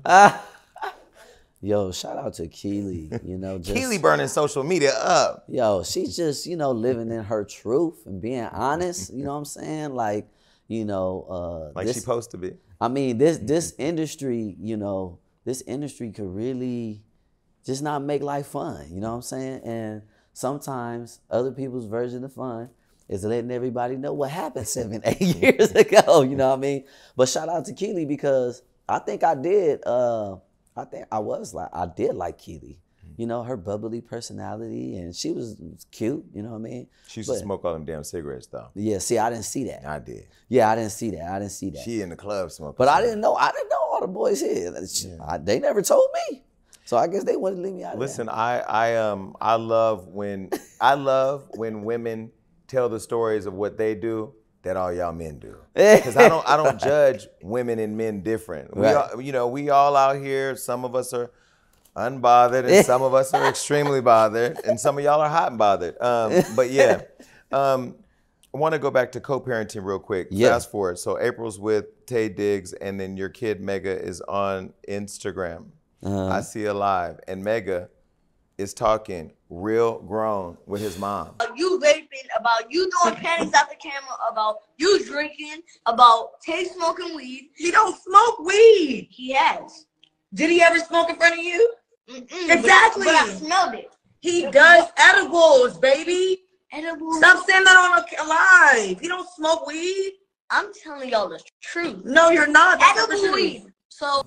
Oh my goodness. And you know what I said? Omarion is somewhere celebrating them texts that he sent her telling her to stop letting my kids get on social media. Yeah. Because sometimes hindsight is the greatest teacher. Yeah. Because the thing y'all were fighting for the most was the thing that would have prevented me from seeing Mega talk about Taye Diggs smoking weed. Oh my goodness. Oh my goodness. I was unbothered. Now that day I was real unbothered. But it was a lot of y'all in the comments that was bothered as hell. Yeah, so what if Tay wants a blonder hair, Mega? I like you, man. Yo. Shout out to Megan. Leo. Keep living in your truth. Leo. Huh? He's a Leo. You're okay. Yeah, no, I have to say just as a parent, you know what I'm saying, because When you saw that, what'd you say? I was like, what is Megan talking about? What is he talking about? You know what I mean? I think that there is like, you know, inappropriate time for kids to be in on certain conversation, and there's a lot of adult conversations happening sometimes that Mega shouldn't be around, you know what I mean? So, you know, he was speaking out of term, you know what I mean? But he's a great kid. Give him his own Instagram. Does he have Instagram? Give Mega a phone. Give him his own Instagram. Yo, No, Mega will not have yet. 1 million followers on TikTok if you give him a TikTok. Yeah, no, and Mega will be talking crazy too because, you know, that's just his personality. You know, he's very competitive and, you know, he don't have no filter. And, you know, we encourage that, but respectfully. You know what I'm saying? We don't want Mega to hold back what he feel. So I was having a conversation the other day. There have been some iconic TV moments that you didn't admit to be a part of or want to be a part of in the beginning. Punked. We were talking about Punk the other day, needing to come back. When you got punked by that white girl's daddy. Oh my goodness. Yo, because I've never interviewed anybody that was in Punk. Between you and Beyonce, I think those were the two funniest punks. Where she ruined Christmas with the Christmas tree and all them damn kids, and then you with this white girl. Because the scariest thing would be two niggas at a white man's house with his daughter. Come on. And he comes home. You know, I was like, And you and Bow Wow. "Ooh." Y'all were both trifling back then too. Yeah, no, I was tripping. I was tripping because I was like, wait a minute, hold up. You trying to leave me out here? You was just rubbing my back and stuff, girl. You set me up. Yeah, that was fun. But yeah, that was wild because he came out on 10. And I was like, oh, he's a real good actor. Because I was like, damn, am I going to get away from this? Or is he going to? And he was like, nah, come over here. Sit down. I was like, oh, hell no. I got to be respectful, but I might have to lunge at this white man. But when you were being punked though, that was really real. Like nobody knew nothing. Didn't tell me. Nobody did not tell me. But I was like, yo, what's up? Oh, what you doing? And he was like, man, I'm chilling with this girl in the hills, man. Like, just pull up. I was like, oh, okay, cool. Pulled up. Yeah. And that happened. It almost became a situation. Come on, man. Because you from Inglewood. And if you I'm just saying. If I was getting there. I was like, hold up, should I? If you would have hit a Should I couple tip off numbers, my- I saw the parking garage. I'd have been in trouble. Ashton would have got beat up. Yeah. Then the girl was thought she was asking for all the money on Dr. Phil. That was funny. I mean, wait, let me back up. Let me set it up. There was a woman, because I don't want to laugh at mental health, because clearly there was mental health involved. There was a woman, you can go Google her. She thought Omarion was in a relationship with her via Instagram, DMs. Right. And thought you were asking her to send you money. Yeah, she was sending somebody money, thought they was in a She was relationship. really doing it though? Yeah, she was really And doing she it. really thought. First of all, I got the phone call. They called my team like, yo, we're doing this, this episode that has to do with artists and being online and basically getting catfished, you know what I'm saying? And I'm like, yeah, but this is severe level, you know what I mean? And then I also wanted to speak to it because like, I'm not the kind of person that's like gonna be sitting online taking people's money. So I thought it was all bad, but yeah, the young lady thought we was in a relationship. No, she thought y'all were together. She did. And engaged? And then did you Her do the own video mama. or did you Skype in? No, I did the video for her. My heart broke for the girl when the video came in because it was like, well, we have Omarion here and you broke her heart, but she still was somewhat in denial. Oh, damn. Was that your only, because people don't look at you all as people who go through this in real life. Yeah. Is that your first time that happened, or have you been through other fan moments that people have had this belief that there's a relationship that doesn't exist? Yeah, particularly online a lot, you know what I mean? I do this little thing in my DM where, you know, I look at the DMs of all the people that's sending me positive messages and I'll like say a message every now and then or whatever. And it's a few in the DM that I'll be like, what?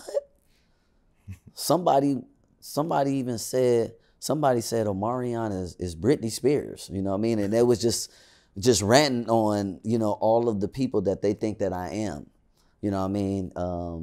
Yeah, I've came across it a bunch of times, but I do my best to stand clear. Yeah. So your series on All Black, Yeah. it's about polyamory. Yeah. Have you ever done that? Yeah, I think everyone has. We ain't talking about everyone, we talking about you. Yeah, but I mean, it's like, you know, if you're not in a quote unquote monogamous relationship and you're dealing with That's multiple. cheating.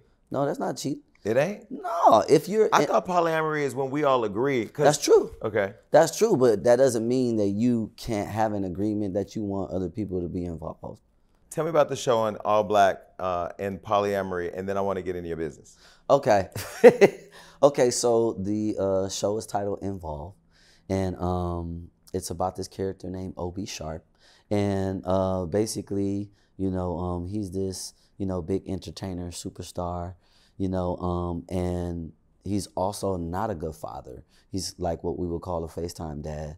So he wants to be able to build a better relationship with his family by, you know, starting to think about and create a schedule that would make his life a better experience.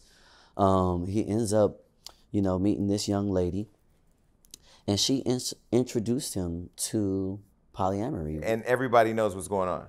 Yeah, because one of the characters, which name is Maya, she shows up as sexually fluid. So she likes men and women. She's actually my best friend on the show. So without giving too much of the story away, you know what I mean, I find myself in this polyamory relationship. Yeah. And it's gonna be just stellar TV. So make sure y'all tune in. Are you producing too, or just starring in it? Yes, I'm a creator and starring in it as well. So it's gonna be dope. You know, a lot of people have been asking me over the years, like, well, are you gonna do any more acting? You know, and I tell them, yeah, this is my first project. And a lot of the reason why, you know, I took a break from that is just because, you know, showing up and having to essentially act, you know, in maybe projects that maybe you don't agree with how the character ends and stuff like that.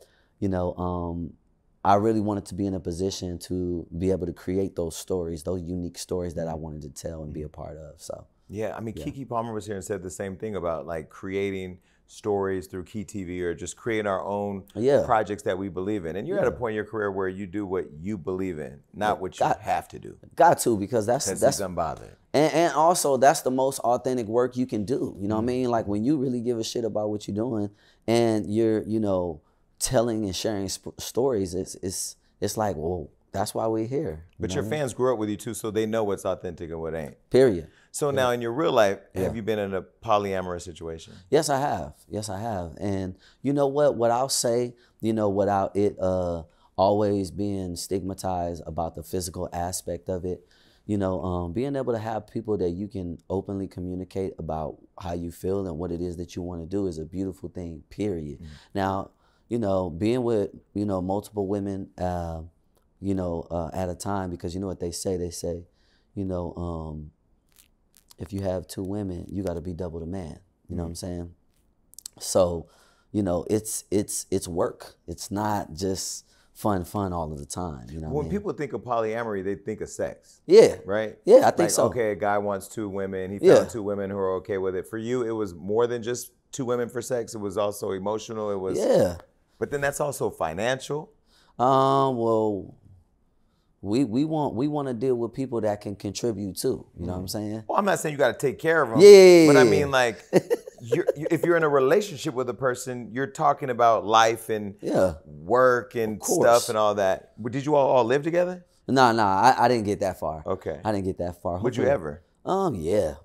I'm such a, like, I love the idea of, you know, I may being able to have like other women that she can go to and say, ooh, you know, she can show me this. Like if, you know, our community was open and willing to just, you know, share on that level, there's a lot of benefits. And to be fair, if you ask any real man, does he want to be with one woman the rest of his life? No. Exactly. But that's why so many people cheat. That's what I'm saying, but you don't have to. Because people can't have this conversation with each other. Right. I feel like people just get into relationships because they feel good or because they're lonely and don't have all the conversations that they need to have and then later blame the other person for being who they've always been. Exactly. Yeah, that happens a lot. And that's why for someone like me, you know, when I was introduced to, you know, polyamory, which was from this woman, you know what I mean? Shout out to her.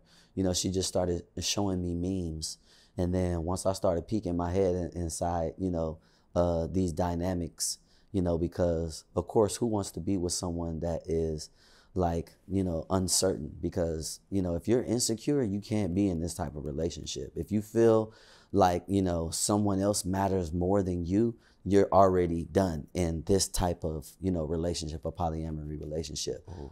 So for me, that was like a plus, you know what I mean? Because it's like, yo, I need to know who you are. I need to know that if you're dealing with me, you know, you're dealing with someone that is honest about who they are and you can accept it, and you ain't gonna 10 years later be like, yeah, well, you know, when I was with him, and be making up stories. You know, I had to think about all these things, you know what I'm saying? So being open and honest about, you know, what you want, for me, I see that it's always been beneficial in any relationship capacity, period. See, I love when I interview a friend and you have a relationship and that rhythm just leads you into your next transition, because in this song, B2K song, Girlfriend, Will Smith played the Godfather who saved you from getting kidnapped. Who gonna save him from Jada? Nah, they have a relationship period that they figured out period how to make work. Thank you. And all of us over here may not understand it, but they do. And you know what? That's a fire relationship. That's a fire relationship, especially on the outside when it's looking crazy and being like, yeah, but this is my love and I'm sticking to it. You know what I mean? I respect that. Because everything their relationship has accumulated, wealth, fame, success, family, love, and still has endured all this out here in private. Come on. But now that they're sharing, the judgment is so loud. Oh, yeah. But it's like, what's your house look like? Okay. What's going on in your... You in a polyamorous relationship and don't know. All day. Wow. All day. So when you see that, you think it works for them as love. That's their love. Yeah, I mean, just like everyone else, because I don't know what's going on in their household. And, you know, I love, you know, Jada and Will and Willow, you know what I mean, and everybody, you know what I mean? So I would always hope that they would get into a place that they are in today, and also sharing it, because I don't think that we've ever really known any personal things about them. They've always been like, you know, the go-to Hollywood couple. Like, I need Black excellence. I needed Jada, you know what I'm saying? I need Will. You know what I mean? So it's like, to see them still choose love, I think is a beautiful thing, and I really respect and appreciate that. How do you stay out of scandal? I feel like y'all that stay out of scandal, I mean, you have your stuff with, you know, whatever, but like, you ain't falling out the club drunk. Do you drink? Nah. At all? Nah, I mean, I have a little sip in there, but I don't really like liquor. Do you do shrooms? Yeah, I do shrooms. I've never done shrooms, but everybody's telling me to do shrooms. Should I try shrooms? Yeah, I think so, but you definitely need to be in a safe space. Safe space with people you trust. Yeah. That's what everybody keeps saying. That's why I'm scared to do it. Because does it give you how does mushrooms feel? Well, it depends on what strand that you have. They have a few different strands. And whether you're microdosing or just... Yeah, or taking the tea, you know what I mean? Like, sometimes if you do the tea, that hits you different than eating the raw mushroom. You know what I mean? The raw mushroom is like the real hardcore trip, you know. But what I found through all my trips is it just reveals you to you. Mm-hmm. And a lot of the times we're disconnected to those things because we're so focused on the outside world. And, you know, the power of psilocybin really makes you focus on yourself. Mm-hmm. Like, I remember one trip I had, you know, when my trip started, like, it started taking me through things in my house that were old, you know what I mean? Like, it made me start making up my bed. I was seeing things, like it Not really, seeing things, objects, but yeah, no. Seeing objects? No, I mean, some people see like color and stuff like that, but I mean in the vision of your mind. You know what I mean? Like, when you relive in certain situations and, you know, you may have forgot how that went. Like, because it can affect your mood up or down, right? Well, like it can. Some people, I have heard that some people have had bad trips, but I personally think that that's just stuff that you have been kind of like suppressing. You know, that's what I find with people that have bad trips. It's like they be suppressing, or they're not in an environment where they can kind of like, you know, drop off, you know, what's going on in their head. I'm just scared to do it, and then y'all catch me walking down Hollywood Boulevard. No, it ain't like that. See, that's the other drugs. Did you do ayahuasca? Yeah, I did ayahuasca too. It's that too. Nah, but ayahuasca don't make you want to get naked. Mike Tyson interviewed me. Oh, okay, yeah. I'm 46 years old. I grew up in the era of Mike Tyson beating everybody up, eating ears and shit.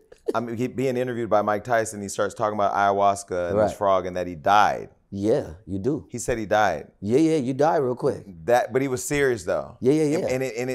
And I don't know if that's the thing that's made Mike different right now. It is, and it has. Michelle died too.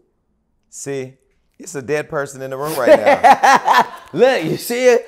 She died too. She was dead. But the thing that scares me about trying ayahuasca, because the way he explained it brought such a level of peace. Yeah.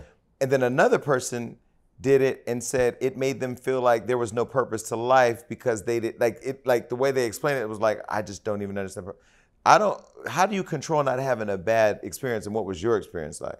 Yeah, my experience has always been amazing, and I've done really high doses, you know, like 8 grams, I think is me and my brother's biggest, or maybe closer to 10 grams. But yeah, that's a courage dose right there. They've always showed me things that I needed to see. You know what I'm saying?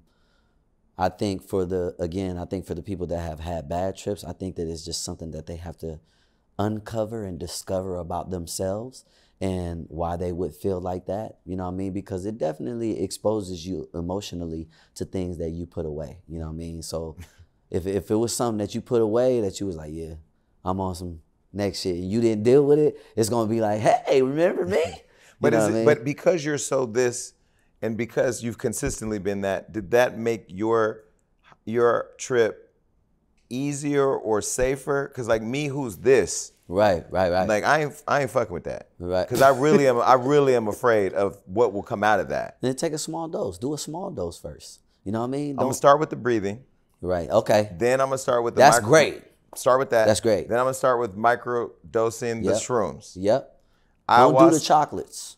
The chocolates are cool, but the chocolates are for kind of like when you want to go out and just feel a little vibe or whatever. No, you want to, you know what I mean, be at the crib, don't have nothing to do all day, you know what I'm saying? Do you cry when you do shrooms? Sure. You're crying? Yeah, because you're yawning. Okay. Really? Yeah, because right before your trip, and then you know that trip is coming, and then it smack you, bam, and then you somewhere else. How long does it? It seems like forever. For real? If you take a great dose, yeah, it'd be an all-day thing. But it's a great thing. I would encourage you to do it. But like you said, do the breath work first. Yeah. Do some breath work. I'm gonna send you, because I have one too that I personally curated from the book that's online too. I send you my breath work, and then I send you a meditation. Shout out to Sadhguru. There's this meditation that he hit me to, and then I send you the Wim Hof. The Wim Hof, I would say, is like the real top level. Mm-hmm. You know what I mean? I always like start off with that, but you know, the other breathing work that I have, I'll send it to you, but it's like 5 minutes. So it's something that you can do like before you have to do an interview or something like quick, because you need like time to obviously spend with yourself, and then sometimes you don't have time, but you still need that. You know what I mean? Right. So I got the little 5-minute one that you'll be like, oh, okay, boom. You get up and you'll be like, all right, I'm charged. Now what are we doing? You know what I mean? All your fans right now are demanding that I ask you, where's the music? Where's more music coming? We are dropping Sonic Book 2 with Full Circle. We dropped the first Full Circle in May, 5/5. And now... Serious? Yeah, Serious. Serious. Hey. Is Anthony in the video? Yeah, at the end. Yeah, you gotta check it out. I've heard, my team does their job. Okay. Yeah, you gotta check it out. Talk about Serious really quick and the creative in the video. Yeah, so shout out to the fans for making that song #1 on the R&B Apple chart as well. Yeah. Yeah, still getting up ones, baby. Where it's supposed to be. You feel me? So Serious, shout out to Miltone, you know what I mean, for curating such a great song. And that's the thing that I love about music these days. Like, you can kind of put out a bunch of records and see what people really like. You know, you couldn't do that before. So Serious was something that the fans and all of my supporters gravitated towards early on. You know, I put out a bunch of vignettes and visualizers to help promote, to see, you know, what song people would like. And Serious was that one. You know what I mean? We just recently shot the video. Shout out to Deji Larray for helping me produce this just amazing video, which was inspired by Elvis and my boy Anthony Martinez, who just got home from being incarcerated. And to sum up Serious, you know, because what the song is about love. And the thing about love, it has this seamless way of feeling so good that it's very serious. You know what I mean? So playing with that dichotomy, you know what I mean, in the video, I'm in jail. Matter of fact, y'all just gotta go see it. Go to my YouTube. Go look at it. Go to the YouTube and check out the video. But it's amazing to be able to still tell these stories, you know, because the bottom line, what the video is about you choosing not to be stuck. You know, things being serious and unserious. You know, you choosing how you really want to see yourself, manifesting. That's what it's all about. So yeah, y'all check that out. Are you in love with music more than acting, or acting more than music, or both? Well, I think that they come hand in hand, you know, because when I'm performing, you know, there's a level of acting in it. And even when I'm singing and I'm making music, there's a certain exaggeration and tone and breathiness, and all of that has to do with acting too, beats, you know what I mean? So I see them as one, you know what I mean? So I think that they're a symbiotic relationship, you know what I mean? So for me, I have to do both. What is something somebody's never asked you in an interview? Let me think about that.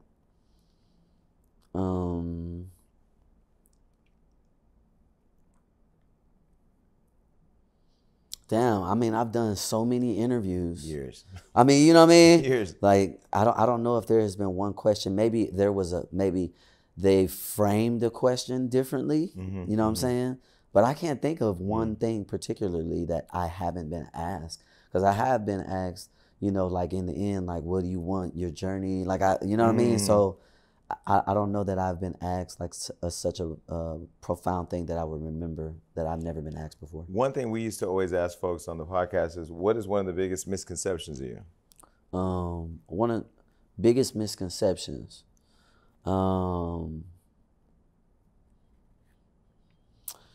You know, I don't really pay attention and invest in too much of what other people think. So I'm not sure that I could accurately come up with or surmise a question that I feel like people can misconstrue about me, because I think that you always got to look at the fine print and do your own due diligence. You know what I'm saying? So I don't know if I could answer that. I don't know if I could be like, oh, the misconception is that I won't slap the shit out of you. No, you know what I mean? Like, well, I don't know. He's from Inglewood. Nah, but you know, violence isn't the way. You know what I mean? But yeah, I don't know that there is a misconception that I could say like that would be obvious to people. Now, I told you guys at the beginning of the interview that I've known Omarion for so many years. I hate when I see this on other shows, so I had to, of course, do it on my own. Look at these photos from back in the day, bro. I was looking online. This was one of my birthday parties. Dang. Who am I in front of, though? Who's Jordan right Sparks. No, who's right behind me? Whose arm is that? Oh, that's Jordan's That's Jordan arm. Sparks, yeah. I thought it was somebody behind me. That's Corey Hardrick. Yep. Me at, I don't know how many 100 pounds. Jordan Sparks. Dougie, who's now an executive over at Hulu. Damn. Zena Foster. That's crazy. And you. We was outside. And low-key messy, that was me. Anyway, next. What's the next one? That's another one. This was young Thaddeus Omarion. This was Tatiana Omarion. Who is that right there? Is that Katarina? That is, no, that's, that starts with a J. I don't want to say her name. Okay. Oh, that's Jania. That's you, Jania, me, and Jordan. Jordan hosted the birthday. Okay, go to the next one. That's me, you, and Miguel. Now, Miguel, I don't know what the hell you was wearing. You must have been broke at this point, because that outfit right there you had on Morris Day. Okay, next one. What's the next one? That's me, you, and Claudia Jordan. Dang. Nigga, Claudia. What's another? We have another one? That's my big ass you. Where was and we at? Orion. We was at a game? This was at a club. Oh, was at a this club. was somewhere right here in Hollywood. Damn. That was like Throwbacks. years ago.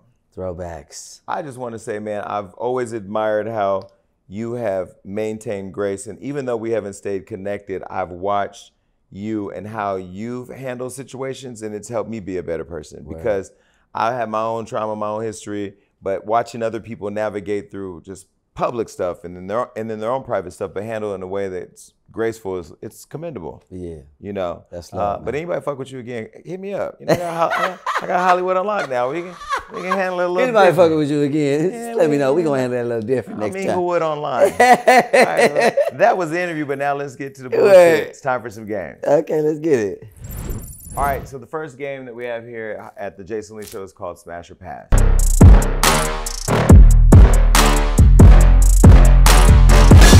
Now, this one is pretty obvious. It's a big fan fave. You have the paddle right next to you on the side of your chair. Okay. Is it there? Hold on, let me make sure. Oh, yeah, it's there, right there. Boom. Okay. All right. Now, it's really simple. I'm going to play along with you. We're going to put a picture of somebody up here. You'll know them. It's easy. You either will smash or you'll pass. Okay. The first person, R&B songstress, Ari Lennox. Would I smash Yeah. or pass? I probably would smash. She's hot. I probably would smash it. Y'all would make Slam dunk. Y'all would make a beautiful chocolate couple, and the fire and desire of this generation would be fire, because y'all could both sing and she's an amazing artist. Now, you know what, it's so funny because I just did this performance at 1500. I should have called you, but it's called a jam, and it's like, you know, all of these musicians in around, and like, you know, I sung a few songs and she was there and I introduced her to come on. So I just recently Did she sing? She did. She did her song. So I didn't even know that y'all were already almost having a moment. No, you know, we've crossed paths many times, and she's such a dope woman. Mm-hmm. You know what I mean? So shout out to Ari Lennox. But girl, you're getting smashed. Long legs, wrap around me. but not for real. I'm just saying. We're speaking hypothetically, No, guys. we're manifesting. No. That's what We're you said speaking earlier. hypothetically because I definitely, you know, this is my whole thing, right? You know what I mean? Especially with the ladies. If I feel like, you know, we can always be friends, then, you know, we might could take it there. But if I feel like if I start getting involved with you and you can't handle it, I don't want enemies.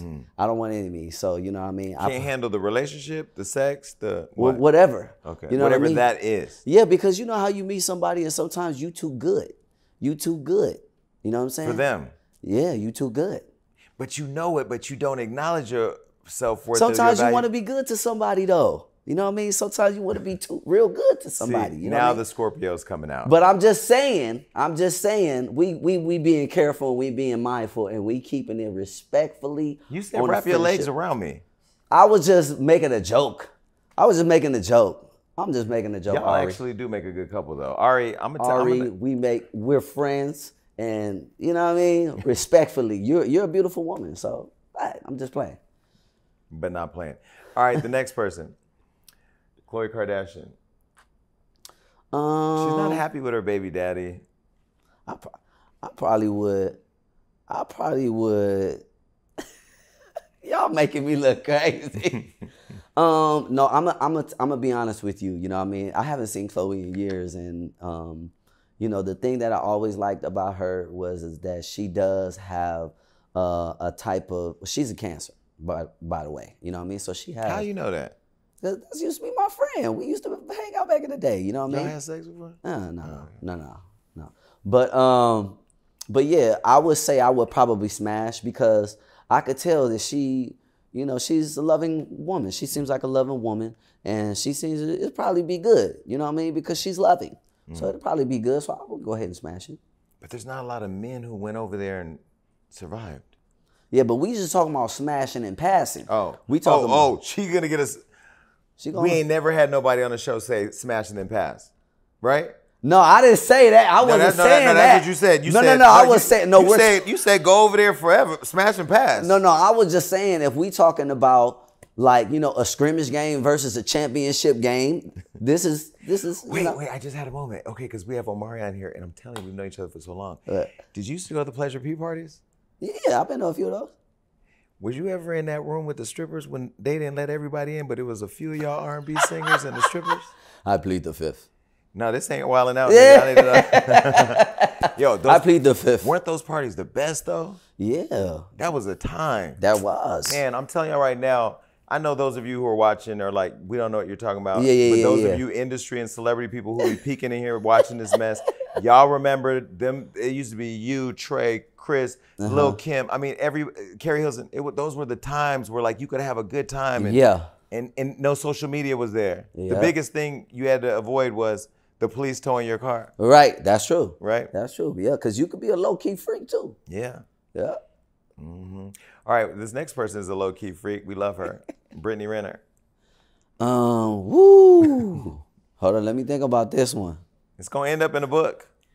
Right. No, I'll probably pass. Pass. I probably would pass because she's a beautiful woman. Yes.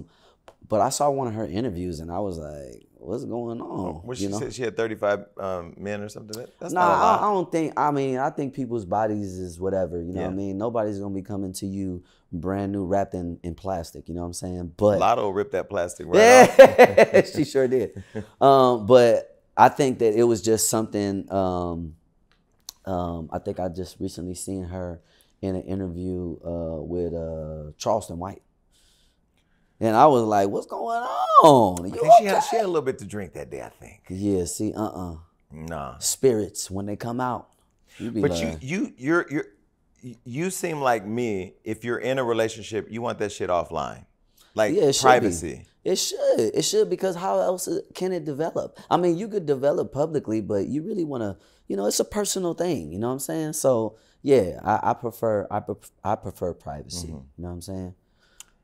Well, I like this next girl. I like this next woman. She was on the show.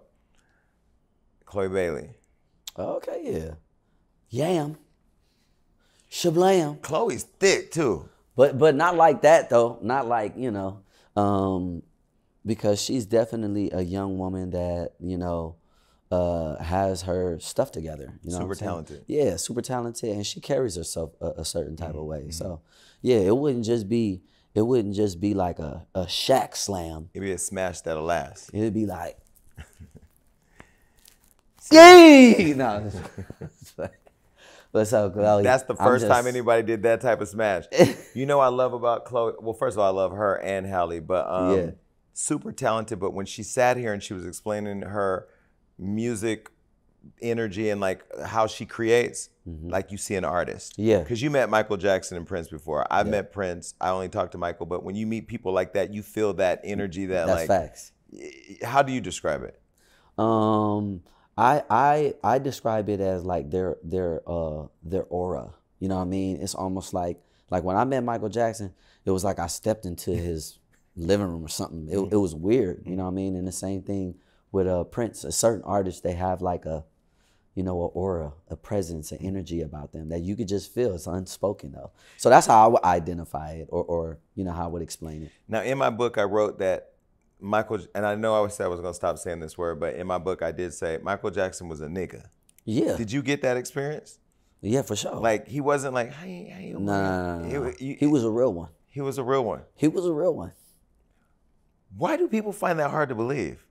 I think because of his outer appearance, a lot of people are only skin deep with their perspective, you know what I'm saying? So I think that's why that's like out there like that. But if you look past that, you know what I mean, and you just read the spirit and the soul and the moves and the gangster moves, the gangster business moves, then you know what I mean? And you look at his dad, Joe Jackson, you'd be like, nah, what is he, who could he be like? Right. Only a real one. Became friends with the Beatles, asked them about publishing, then bought all their shit up. Give me that. Love you. And then y'all killed him. Wow. Wow. Okay, let's move right along. Yeah. Another friend of the show. She hot right now, Krishan Rock. Krishan. Yeah, I would smash. I would smash Krishan. Krishan is posting this.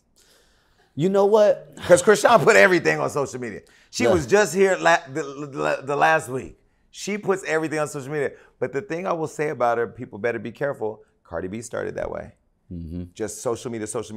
Then she found her thing and, she's Cardi B.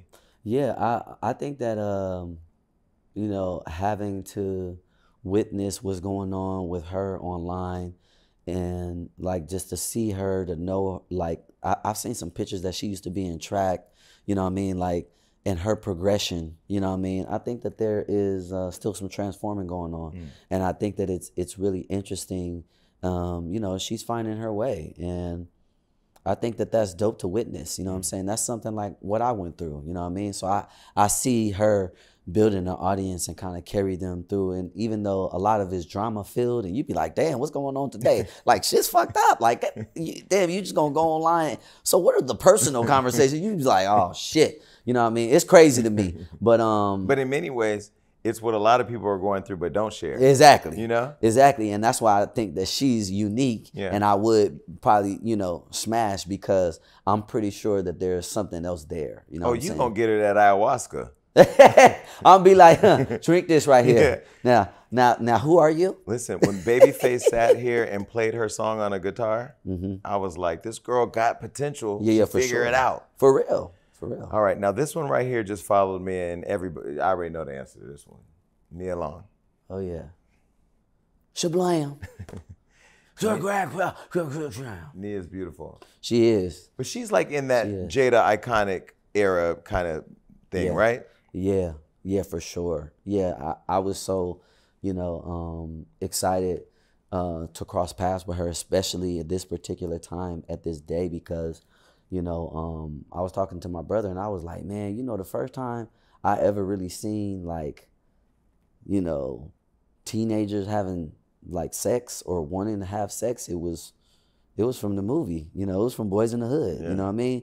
So I was Love Jones had you. I mean, I ain't gonna lie, my gay ass was crying and I ain't even understand what was going on. For real. Yeah, so Nia has been a, you know, a figurehead, you know, and a type of iconic woman, you know, her and Angela Bassett, because iconic. Yeah, when I met Angela Bassett, I had to actually read for this role, and I didn't know that she was directing, but she was reading the role, and that completely Yes, completely threw me off. I had to hug her. I had to hug her. You sat across from her and read with her? You know, we were standing up in the same scene. So when you do that, even though you're Omarion, but that's fucking Angela Bassett. That's what I'm saying. I wasn't prepared for that. They didn't tell you? No. And so when you walk in, what do you do? Just do my best. You know what I mean? But you're looking at Angela Bassett. Exactly. One of the best actresses ever in her eyes. Period. Yeah, I was appreciative to have that moment with her.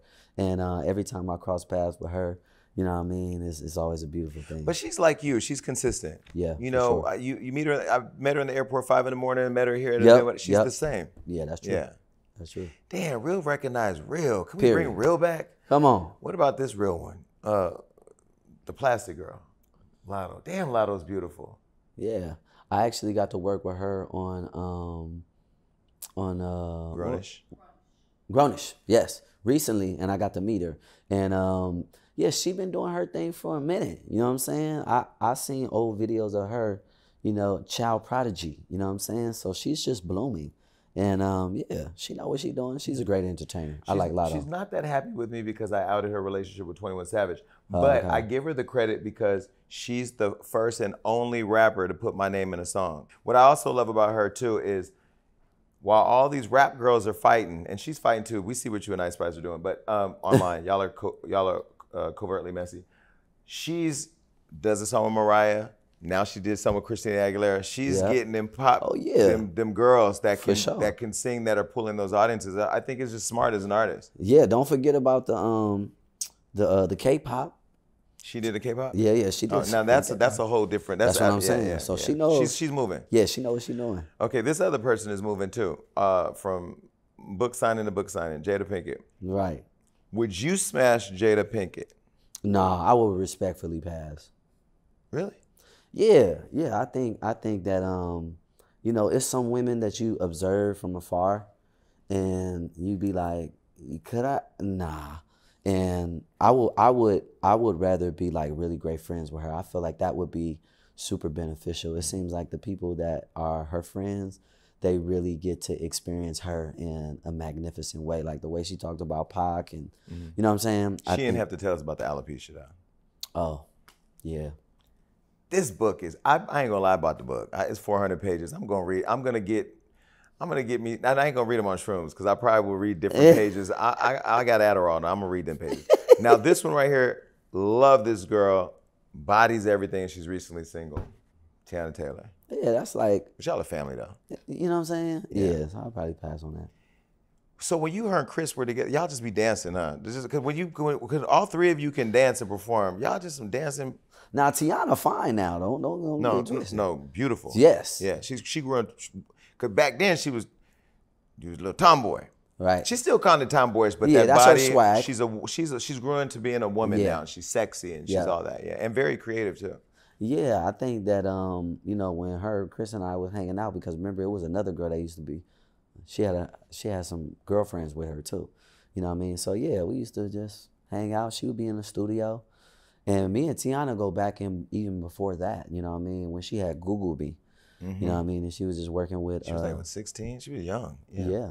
So that. Was she working with Pharrell then? Yep. So I've known Teyana for a very, very long time. So yeah. What I love about Teyana that I don't think she gets the public credit for, but that you'll appreciate because you've known her so long, is she was working with Pharrell, should have popped, didn't. Yep. Working with Kanye, should have popped, didn't. But kept going. Yep. And I feel like, I know when I talk to her, she feels frustrated at times. Because like right now she has a phenomenal film out, but there's a strike, she can't promote it. Right. You know, but the fact that she keeps going, I think is just like the testament of a real artist when you're in love with your work. That's facts. Yeah, I definitely would salute her and commend her, you know, for pushing her creative wherewithal and stepping into multiple hats. You know what I mean? I see her directing, I see her doing stage shows and all of that. And I'm like, wow, okay. That's what's up, you know what I'm saying? And she was creative director for Lotto now. Or she's like creative directing for these others. Yeah, that's what I'm saying. Get that's the bag. Dope. Come on now. All right, this last person, Summer Walker. Now you're gonna end up on Hollywood Unlocked dating that one. Smashing that one. You gonna date? Right, yeah, no, I would pass. I would pass. Me and Summer have a relationship, you know what I'm saying? And it's just, it's more like bro and sis vibes, you know what I'm saying?